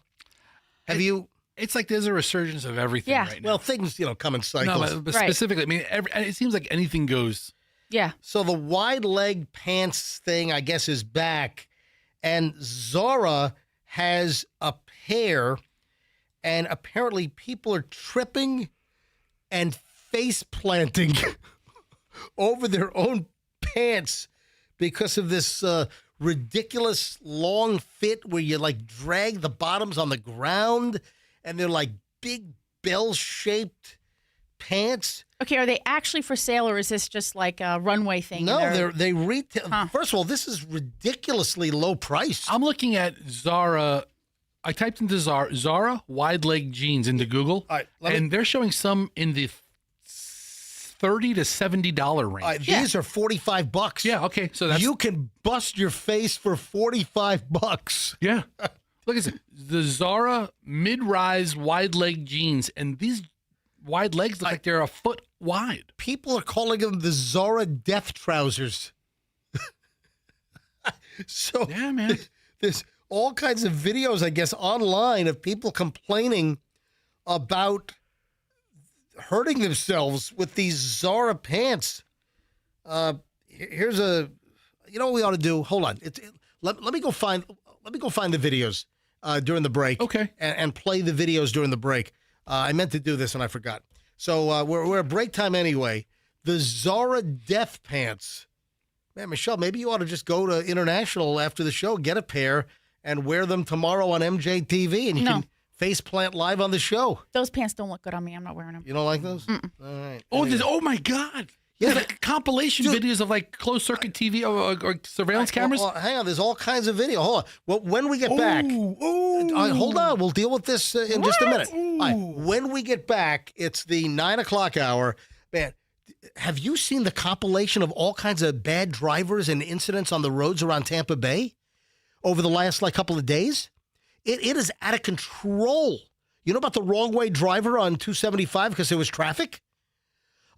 Dude, there is so much stuff that happened on Tampa Bay area roads over the last couple of days. We'll get to that next and a whole lot more. Don't move. The vexatious lawsuit litigant story. You gotta hear this. A dude that sues airlines. This is insane. All right, back in a second. Clearly, we're loaded. It's all next. MJ Morning Show here on Q105, 104.7 FM. Please stand by. They're at the house right now, Michelle. Michelle, we are going to be able to sleep in our master bedroom again after a couple of days of vexing heat and humidity. It's going to be an Arctic blast. Yes. All right. So Air Rescue is rescuing Michelle and myself right now. We're getting another brand new Daikin system installed on the house. And, folks, it's $2,500 off right now. And listen, this is not just for me. This is for you. So Air Rescue is now putting the third new system in our house inside of 10 months because we're just at that point where these old Carrier systems are failing, and we're switching over to Daikin. And let me tell you right now, 12-year parts warranty, best in the industry, 12-year parts with Daikin. Air Rescue's tremendous. They are unbelievable. They've done a wonderful job, and we're getting a new system installed right now, and you can save during the month of July $2,500 on a new Daikin air conditioning system. Hurry, Air Rescue, Air Rescue, Air Rescue. If your AC is broken, call Air Rescue. Mention me, MJ, get 10% off the bill. AirRescue.com, that's AirRescue.com, and tell them that MJ sent you. Veterans, oh my God, Michelle, Chloe is so thrilled with Veterans Ford. They took care of her. Yeah, they knocked the dent out of her hood. She's so excited. And also, her windshield wiper was loose, and Lorenzo, the general manager, fixed her windshield wiper. I guess, Fester, you ever see that? The windshield wiper wasn't running. The bolt was loose, so it was just kind of like staying in place. Yeah, it was just staying in place. And then Lorenzo at Veterans Ford fixed it. Anyway, Veterans Ford's fantastic. Veterans Ford is the Ford dealer that people love locally. If you don't go to Veterans Ford and get the MJ Veterans Ford deal, you're going to pay too much. You go into Veterans Ford and you tell them, hey, I'm here for the MJ deal. No other Ford dealer in town will beat the MJ deal at Veterans Ford, bottom line. And now there are interest rate deals. There are rebate deals that are unbelievable at Veterans Ford. Veterans Ford, Linebaugh, and the Veterans Expressway.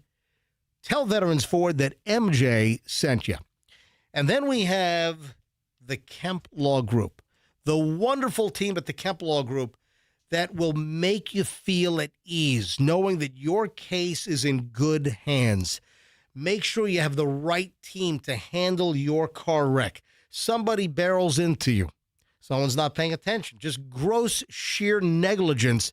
And somebody bashes into you. You've got automotive damage. You've got back damage. Maybe you got all kinds of spinal issues now. Your neck is all jacked. You deserve to recover. Somebody wrecks your day and you're hurt. You deserve to recover, and that's what the Kemp Law Group is all about. You don't pay a dime until they recover for you. Whether it's an accident or a fall, you call Kemp Law. KempLaw.com, amazing team. They go to work for you immediately. Like I say, call 911 first if you're conscious.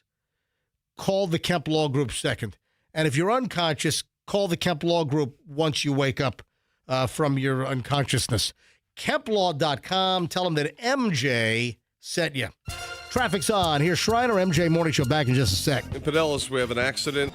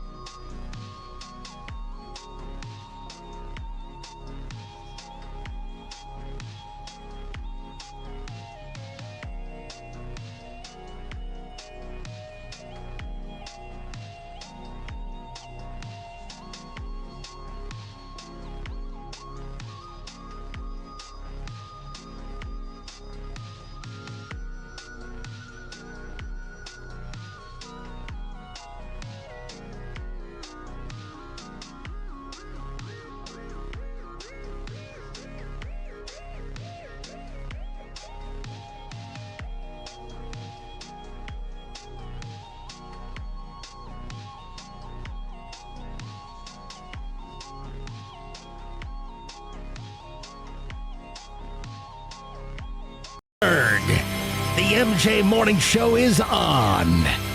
Get out of the way.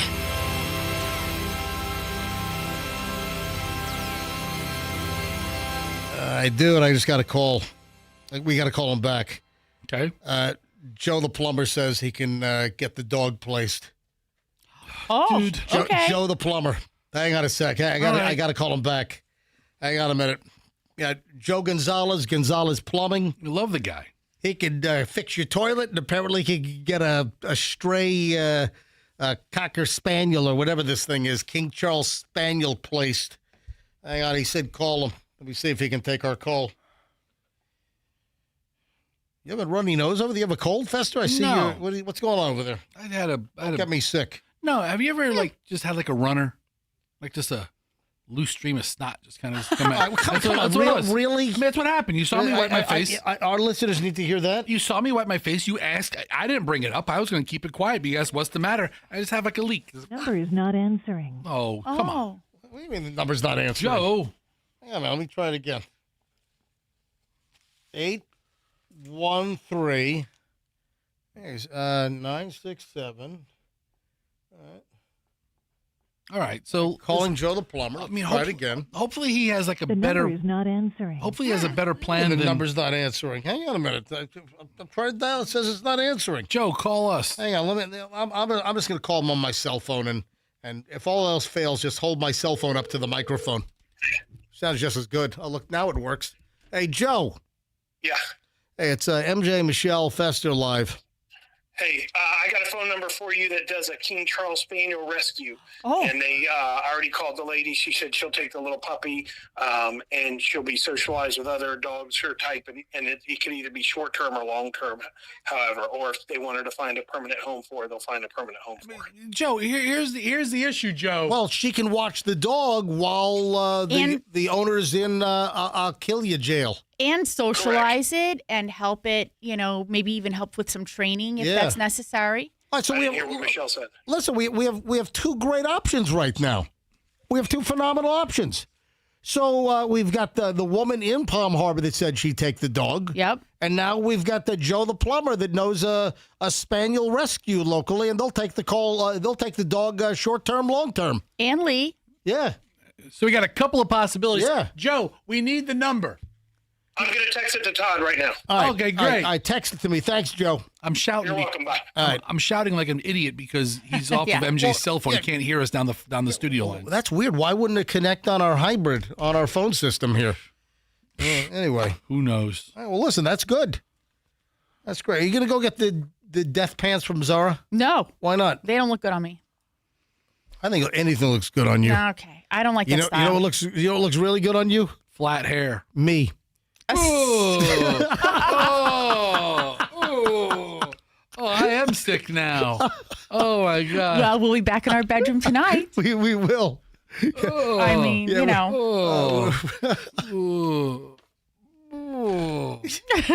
Stop. Oh. Stop. Man, I'll tell you what, the last couple of days, our roads were just insanity. Locally, what the hell? In no particular order, no order of importance, just like 4 or 5 things that caught my attention. Number one, guy was arrested for driving the wrong way on I-275. Why? Because he didn't want to be in traffic. So he turned the car around and started driving the other way. I'm getting out of here. Oh, my God. Dude was arrested Friday night after the FHP says that he drove on the wrong side of the interstate because of heavy traffic. So he was driving the right way, but he did a U-turn? Apparently so, because he didn't want to deal with the traffic.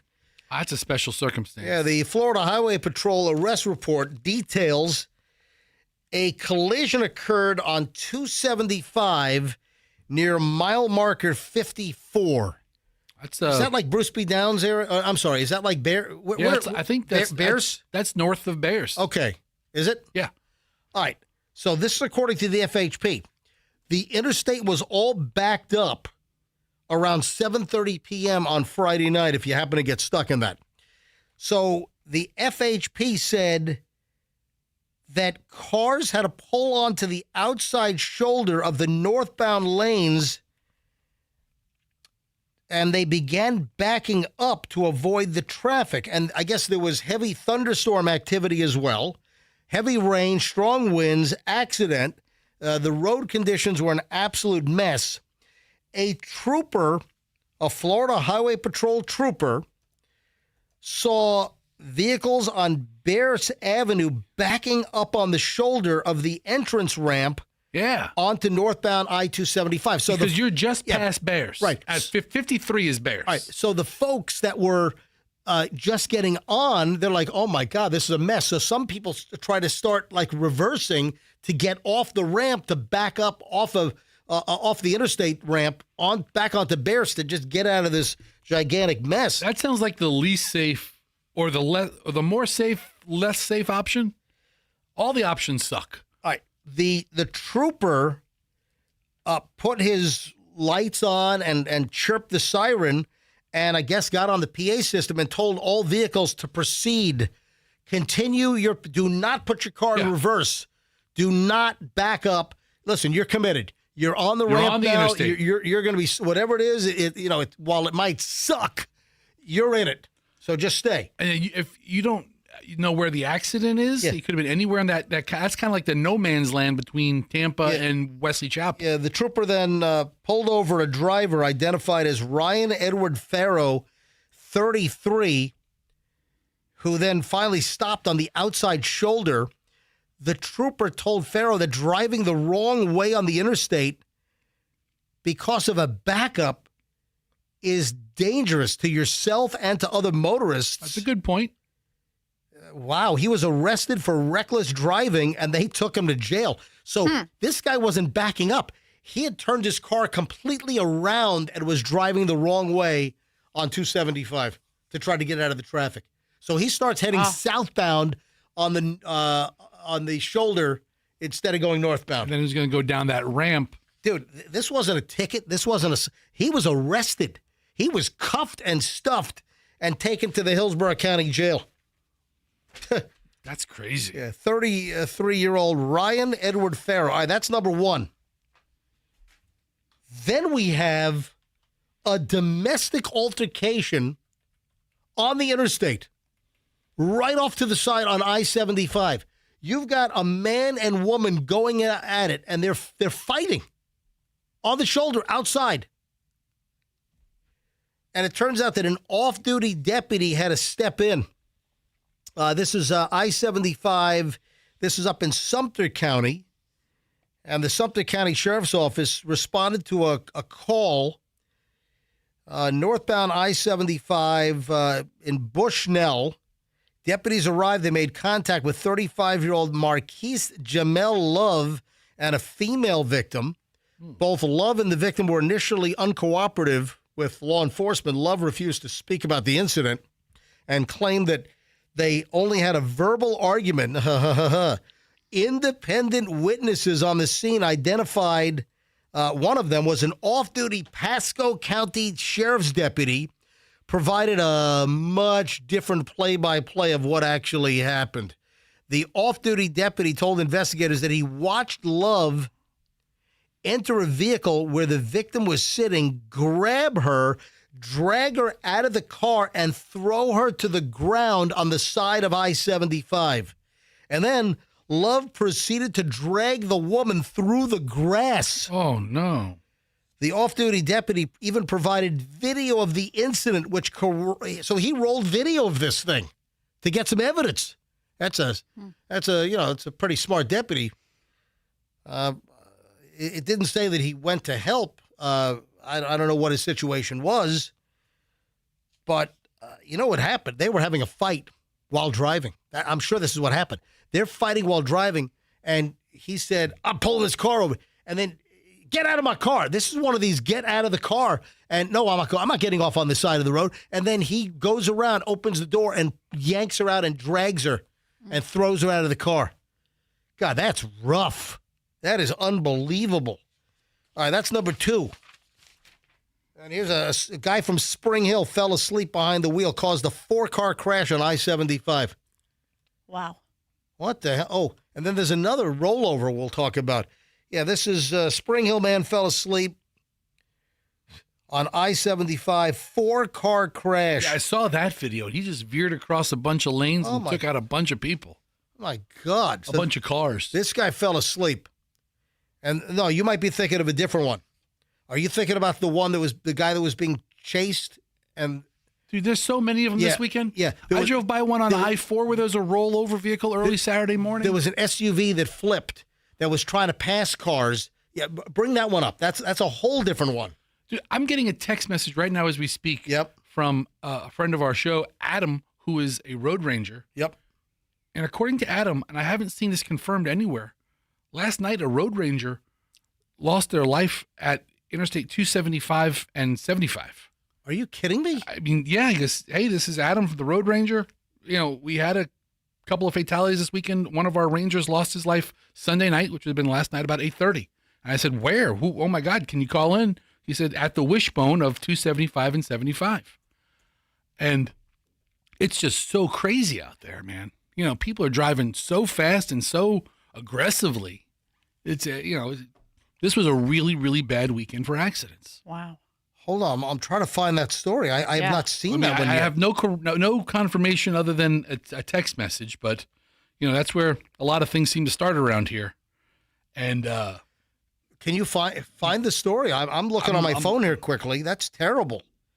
They were still in I guess there was the other accident that happened at that area. Didn't you just say there was an accident at 275 and 75? Yeah, I might have just found this.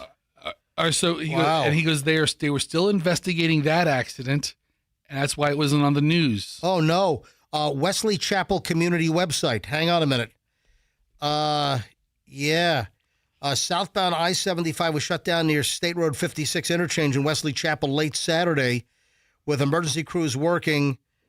The closure hits one of the heavy choke points, and we're trying to piece this together in real time. Yeah, so I had not seen this yet. All right.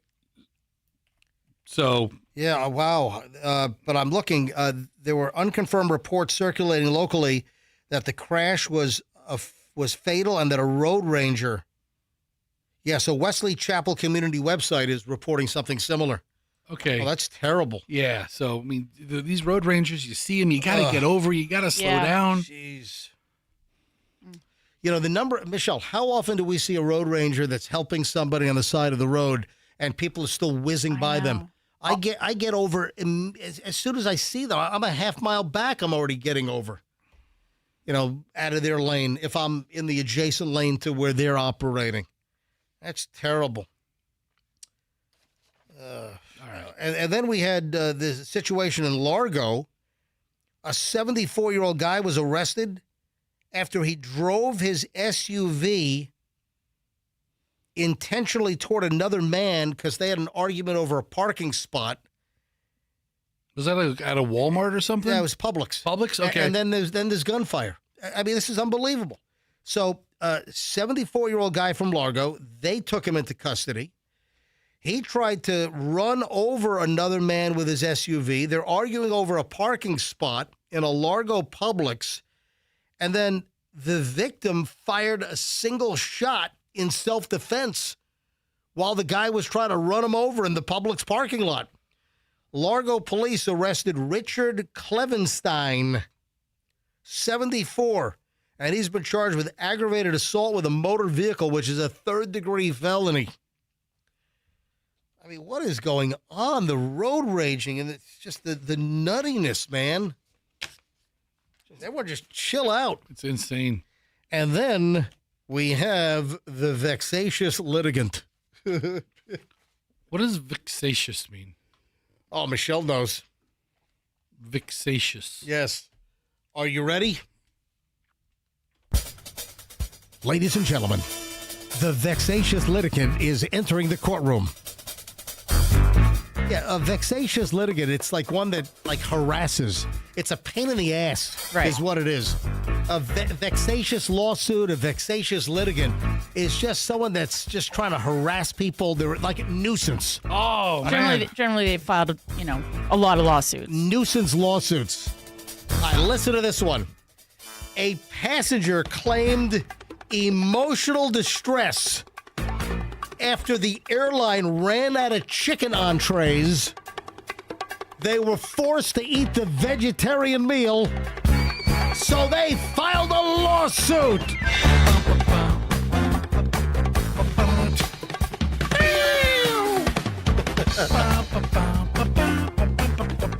This guy's a whack job. I completely side with this guy. I mean, Okay. you want the chicken platter, and all they have is like some steamed asparagus and baby carrots. That's a lawsuit right there. A serial litigator who has filed lawsuits against a slew of international airlines 27 times in less than 2 years has been declared a vexatious litigant by a U.S. district judge in Northern California. And this ruling followed a lawsuit in which the passenger claimed that he suffered emotional distress because the flight attendants on SAS, Scandinavian Airlines, a flight from San Francisco to Copenhagen, ran out of chicken entrees during the main meal service and instead gave him the vegetarian meal. Dude, I mean, if you're looking forward to some nice Scandinavian chicken, that seems pretty exotic, I mean, it's a long flight. Jeez. Yeah, I mean, or has he won any of these suits, or have they settled and just think, listen, here's 15 grand, just go away. The frequent flyer's name is Sergei Fursov. He claimed in the lawsuit filed in Northern California that his health was damaged from being served the vegetarian meal because, quote, he is a man and required to eat meat every day. The name like Sergei, I believe him. He also complained that the air conditioning system on another flight wasn't working properly and was making the air too dry, necessitating the need for him to drink water every 15 minutes. You know what? That's a lawsuit. That's a lawsuit. If you're going to force me into proper hydration, I am going to sue you. By the way, he lost the case against SAS when the airline successfully convinced the court to dismiss the proceedings on the grounds that he had failed to plead a physical injury, which was required for a claim under Article 17 of the Montreal Convention. Oh, yes. I guess this is the Montreal Convention that deals with international airlines and litigation herein. Yes, the Montreal Convention.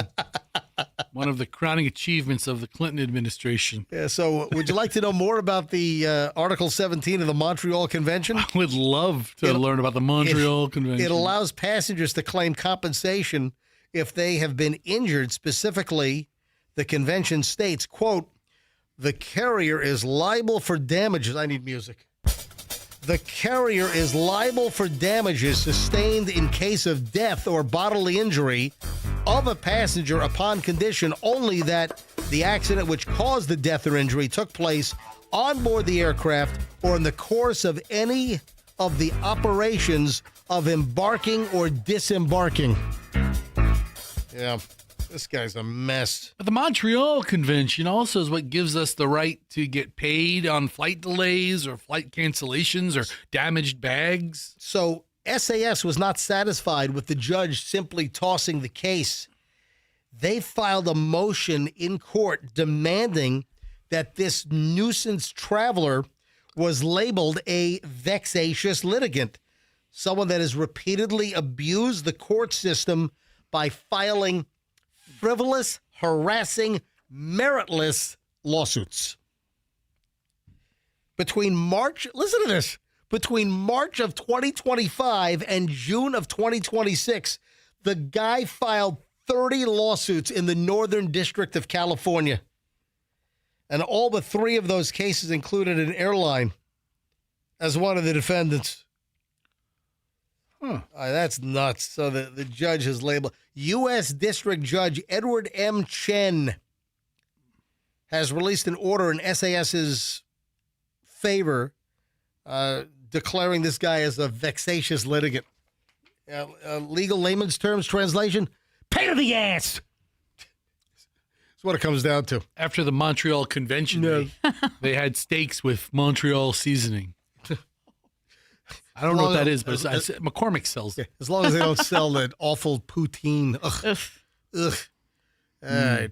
9:23 at the MJ Morning Show. When we get back, it's the final chunk of the MJ Morning Show on a Monday. So stand by. You know what I say. The final segment of the show is always the best. I've got so much good stuff we haven't gotten to yet, which we will deal with next here on the MJ Morning Show on Q105, 104.7 FM. Please stand by.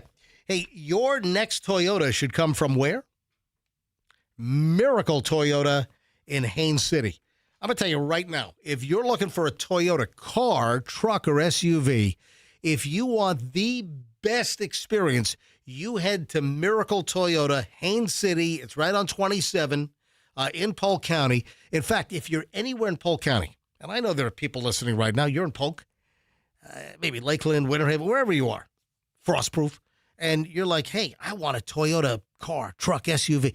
Let me tell you, go to Miracle Toyota, be treated amazingly well, but wait, there's more. You'll be able to latch on to the summer of savings. What is that? You go get your new Toyota at Miracle Toyota, and you don't make a payment for 90 days. 90 days. It's going to be in effect for the rest of July. Then through August, you buy a Toyota at Miracle Toyota, no payment for 90 days. Go grab the Toyota of your dreams. They've got an excellent pre-owned selection. Their service department's fantastic. Everything about it. Tell them MJ sent you. Miracle Toyota in Haines City on 27. Tell them MJ sent you, and you'll have a very good experience. Simple as that. There is a sale going on right now at Zero Res that percentage-wise, this is the best I can remember. I have no recollection ever of having an offer this good. 26% off everything with Zero Res carpet and air duct cleaning. You want your carpet cleaned professionally, 26% off. You want your grout and tile cleaned, make it look brand new instead of the grimy filth and muck that's accumulated, 26% off. Upholstery cleaning, couches, dining room chairs, 26% off. What about professional air duct cleaning? What are you breathing? Get those air ducts cleaned professionally, 26% off. Everything, 26% off. You can't beat this. 26% off. The sale is for July only. Go to ZeroResTampaBay.com. Go to the website. You can get the phone number, call them up, tell them MJ sent you, or you can book online, 26% off, ZeroResTampaBay.com, and use the promo code SUMMERSALE for Zero Res and 26% off everything right now. Traffic's on. Final check. MJ Morning Show back in moments. In Hillsborough, we have a...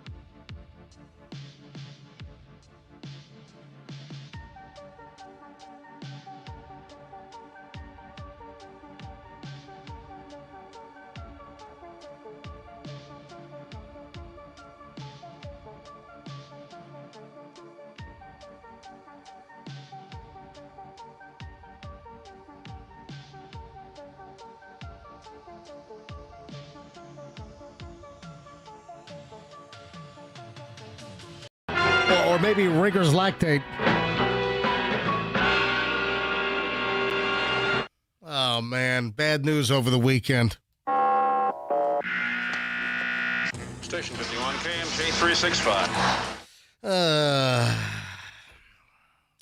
Randolph Mantooth passed. Oh, no, not Randolph Mantooth. I love that show. As a kid, Mom and Dad went out on a Saturday night. Babysitter there. Always had to watch Emergency. I think it was on 8 o'clock Saturday nights on NBC. And did you ever watch Emergency? Or was it, well, you're sort of in the age range for Emergency. You never saw Emergency? You don't remember the... Station 51, KMJ 365. Come on. It ran from 72 to 79. Yeah. So, I don't know. A little bit before me, but... Johnny Gage. Yeah. Johnny Gage has passed on. 80 years old. You know who's still alive is Roy. Oh, you don't say. So the two were Johnny Gage and Roy. And Roy played by a guy by the name of Kevin Teige. And he's looking pretty old as well. He's at least 80. See how old Kevin Teige is, Tighe. He was just in One Battle After Another. He was on that weird little kind of he was on that weird the counts. Oh, he's 81. Yeah. I recognize this guy. This guy is like he's had like character actor parts. Oh, he's done tons of stuff after Emergency, but Kevin Teige was in One Battle After Another. How do you describe that? The council, like the white nationalists, just a little secret club. Yeah, the secret club. He was in the secret club, and he actually, Roy from Emergency was in that Leonardo DiCaprio. That was a great movie, by the way. But rest in peace, Randolph Mantooth. You know, one thing about the TV show Emergency, do you realize that when that show started, there were like almost no firefighter paramedics in the country? And this show was instrumental in educating the country as far as paramedics and EMTs. And there was, because of the TV show, there was a massive influx for people that wanted to become firefighter paramedics. And this show helped just create this boom. And it made emergency, medical services minutes away when that wasn't the case. So that TV show Emergency, with all the noises and the Squad 51, KMG 365, and it was very beneficial for the health and safety of America because it really educated people into the profession of being a paramedic. And then that led to Trapper John M.D. And people wanted to become doctors. Then what next? Doogie Howser? Yeah. Yes. All right, so let me give you a but statement. Then that led to ER and St. Elsewhere. The series Grey's Anatomy. Now the Pit. All right. The series helped introduce the public to paramedics and emergency medicine, inspiring countless individuals to pursue careers in EMS and firefighting. Yeah, that's what Mantooth's family said in a statement. It's 100% true. Its influence extended far beyond entertainment, contributing to greater recognition of emergency medical services throughout the country. Emergency featured the crew of Los Angeles County Fire Department Station 51. You're really into this, aren't you? I know. Dude, I love Michelle. I mean, wow, you're going to bore the hell out of us with this Yes, guy. Michelle, this is just. I'm glad he's dead. Come on. Oh, shut I up. don't have What's to wrong with you? I don't have to hear about him again after today. Yep. What's wrong with you? If he was alive, That's terrible. If he were alive, you're an awful I'd human. have to hear about him today You're terrible. and again when he died. You're awful. Yes. But he's dead. Wait. So I only have to hear about him once. Who else is left? How many are left? Roy. Roy. Oh, jeez, please, dude. I love it. Michelle. I mean, go. Goodbye. Remember about a year and a half ago, I watched all Yeah. of the okay, and you play the drove, sound effect. Right, you drove me insane with that noise. It was constant because and you didn't skip the intro, so you had to listen to that Wasn't intro that like every his time. text alert or something? Yes. You know who you should be talking about. Station 51, KMG 365. You know who else died? Yeah. You know who else just died? The Jurassic Park guy. Sam Neill. Yeah. I think he's contributed quite a bit more than this Randolph Mantooth.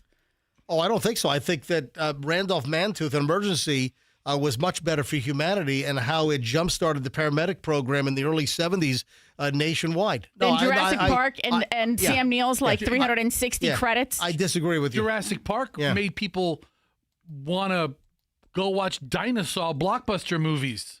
And they named the Toronto Raptors the Raptors only because of Jurassic Park fame. A spokesperson for the Los Angeles County Fire Department said Friday that Mantooth my God, please. will be Jeez. remembered Okay, goodbye. as part I'm of so the sorry. legacy of the department. I would like to have an emergency right now. Yes. I would like a medical emergency in the middle of the segment. Are we having an emergency good. meeting? You want to have an aneurysm? How about a detached aorta like Lindsey Graham or something? Is that what you're hoping for? Projectile blood. You're Go. sick. I will take a detached aorta, which apparently is a silent killer, guys. You gotta get yourself checked out. Oh, that's terrible. Same thing that killed John Ritter, by the way. Oh, 54. wow. Lindsey Graham died Lindsey I didn't Graham remember that. and John Ritter, same thing. What'd you say? Something aorta? Yeah, it's like a detached aorta. You got to get yourselves checked out, guys. You got to make an appointment with the cardiologist. You got to check up and stay on top of that because it's a silent killer. Because he was fine, sick, dead. Wow. Same thing with Lindsey Graham. Lindsey Graham was like just a day earlier was hanging with Zelensky in Ukraine. Comes back, dead. I mean, he wasn't feeling well. I think he told the president he was tired on a phone call, and then that's it. 71. So, but you got to check. Yeah. Anyway, heart health aside, I'd rather have that than listen to Jack Mantooth. What was his name? Don't even mention it. Randolph Mantooth. Randolph Mantooth. Apologies. What's the matter with you? Yeah, with Lindsey Graham. According to the medical examiner report, the preliminary examination found that Graham suffered from an aortic dissection. Yeah. That's it. Due to sclerotic cardiovascular disease, arterial sclerosis. Arterial sclerotic, I guess is the way to pronounce that. I would suggest to you that more people know who Sam Neill is than Lindsey Graham and Randolph Mantooth. I'll take you up on that. I mean, generations have been watching Jurassic Park, along with everything else he's done. Have you heard of the CBS correspondent for CBS News, Matt Gutman? So Matt used to be with ABC News for years, and he left ABC World News Tonight. He was, one of the well-known reporters for David Muir. He left ABC maybe a year ago and now works at CBS. And he claims that he almost fell victim to one of these bank scams. And what? Yeah. I'm like, oh, my gosh. I'm like, really? What? Is this like the cause celeb of our time where like journalists, because it's like the third or fourth journalist that has come forward. Well, we had a story like a week ago. Right. Some well-known anchor lost like $72,000 to one of these online financial scams. Here, listen to this. I want you to listen to this Matt Gutman guy, and here he is describing how he almost got taken for a ride. Come on. This is all... I'm a little disappointed. I'm wondering about his investigative skills at this point. Yeah. If you don't immediately have red flags go up when you start getting text messages and phone calls from your so-called bank. I just got completely scammed. Got a call about an hour ago from someone claiming to be from fraud protection at my bank. And they said, listen, we suspect that people are trying to illegally withdraw money from your account. This person gave me a name. They gave me a badge ID. They seem to know so much about me, about my bank account. And then they said, listen, we suspect that there is significant fraud activity at the bank branch where you bank. And what we need you to do right now, we went through all the accounts, and we actually had some suspicious activity recently in my daughter's account. And she told me, listen, we think that there are 2 fraudsters at the bank. They go by these aliases. She gave me the names. And then she said, what we need you to do in order to intercept these fraudsters is to go into the bank and withdraw everything from your bank account, which wasn't that much money at this point, and take it with you so you have it in cash, and that'll trigger the fraudsters into action. That's how we'll be able to catch them.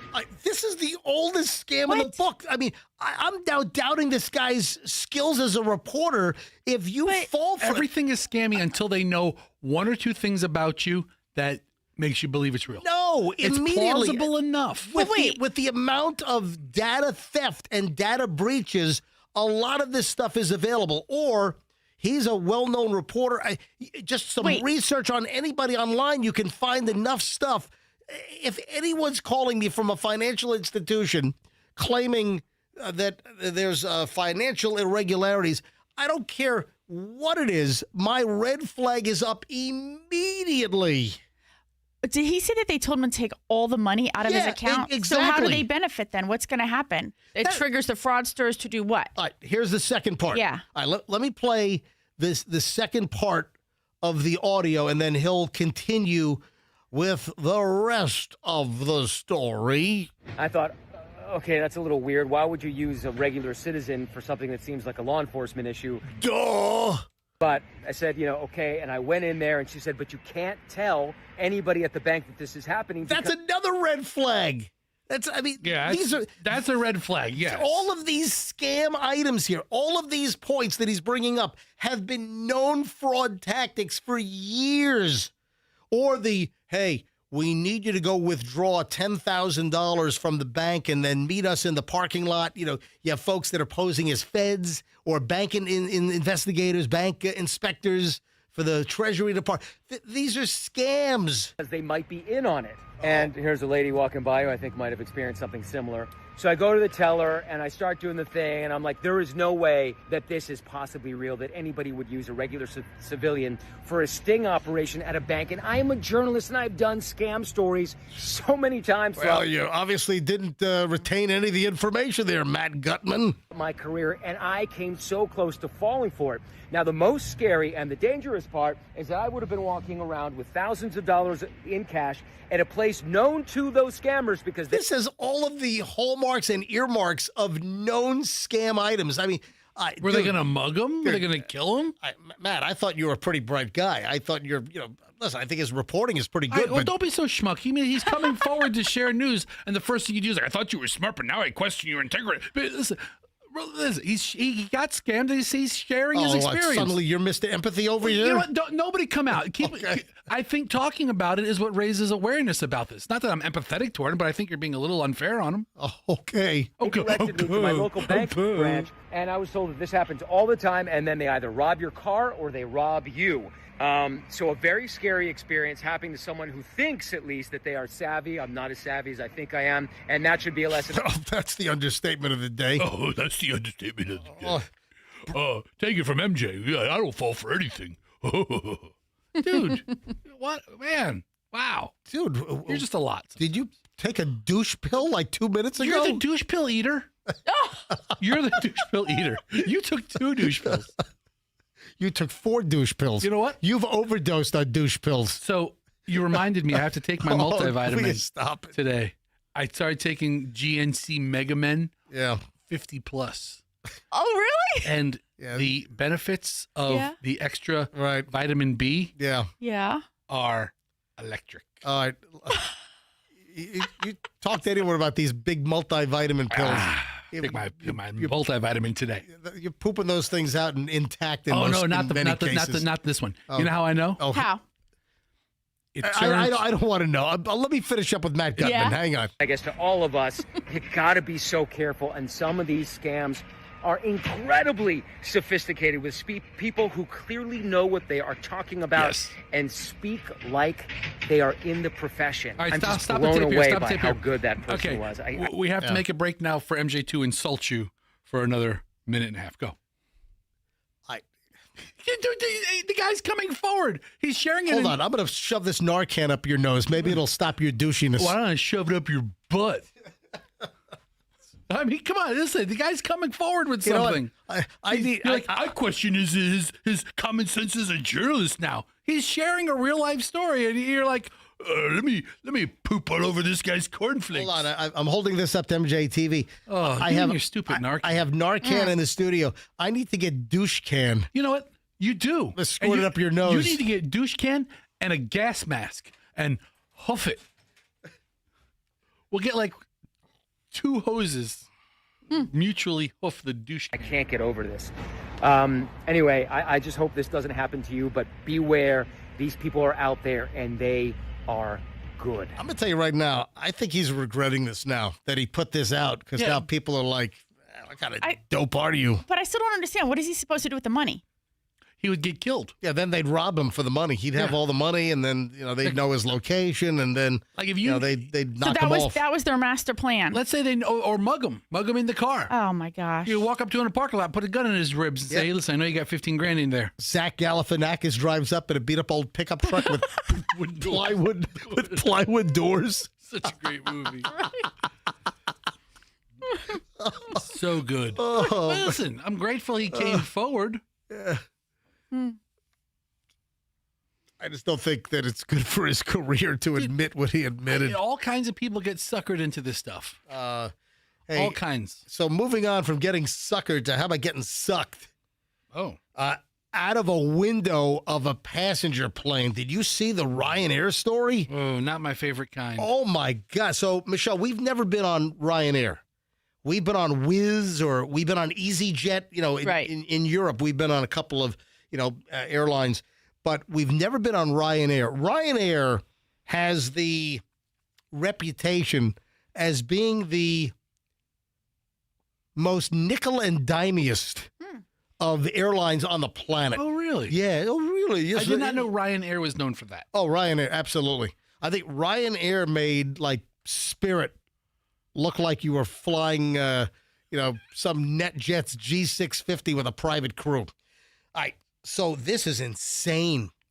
It is speculated that an engine malfunction happened on the Ryanair Boeing 737-800, and some kind of engine part flew off, smashed the window of the airplane. Remember, that happened on a Southwest flight here in the U.S. maybe, 4 or 5 years ago. Yeah.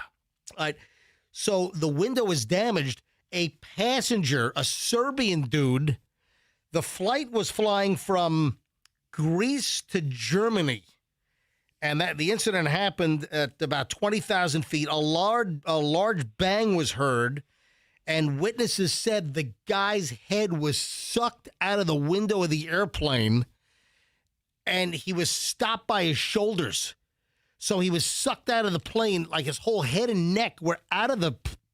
Yeah, I mean, if the window pops out, I couldn't fit through. Oh, my God. Well, I would need a whole hole in the wall to be sucked out. The guy's wife and other passengers were holding onto his legs so he wouldn't get sucked out of the airplane further. No, his shoulders would have stopped him. That was all for drama. Oh, dude, you can get sucked out of a very small space.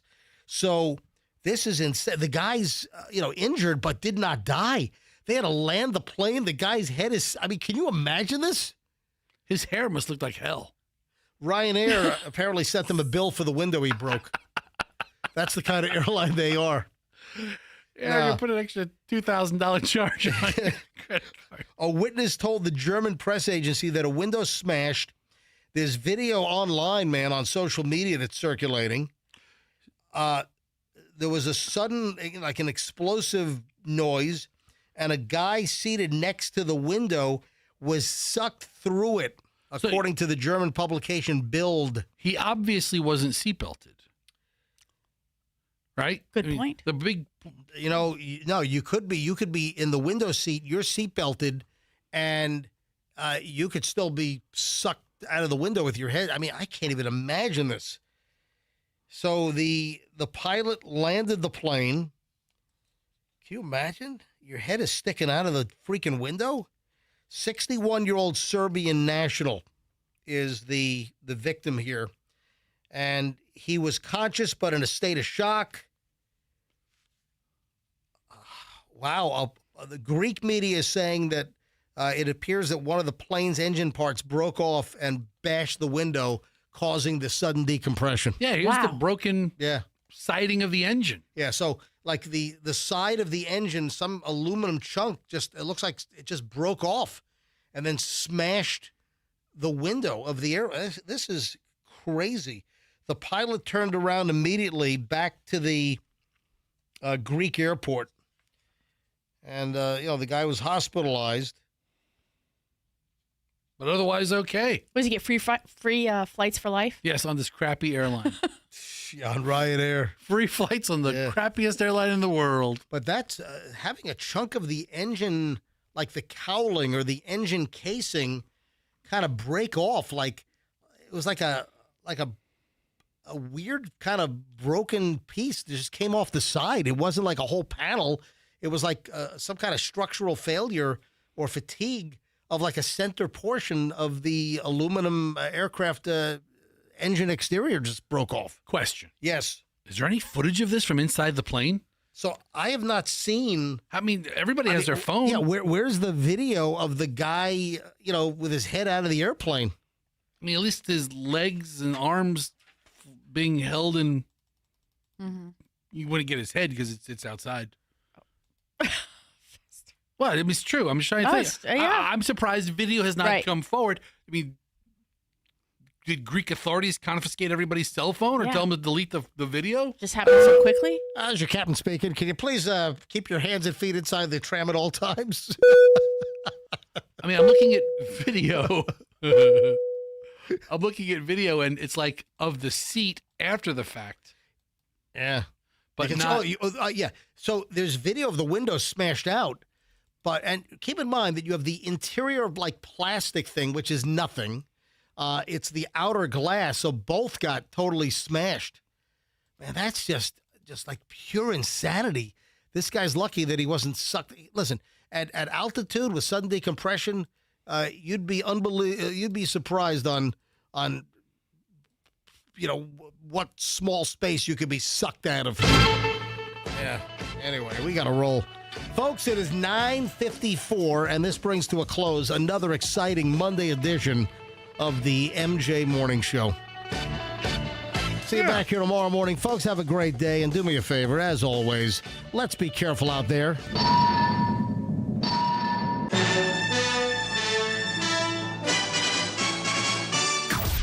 The MJ Morning Show is protected under the laws of the United States and other countries. Unauthorized duplication, distribution, or exhibition may result in civil liability and criminal prosecution. All rights in this work are reserved for purposes of laws in all jurisdictions pertaining to data mining or AI training, including but not limited to Article 3 of Directive EU 2019-790. This work may not be used to train AI.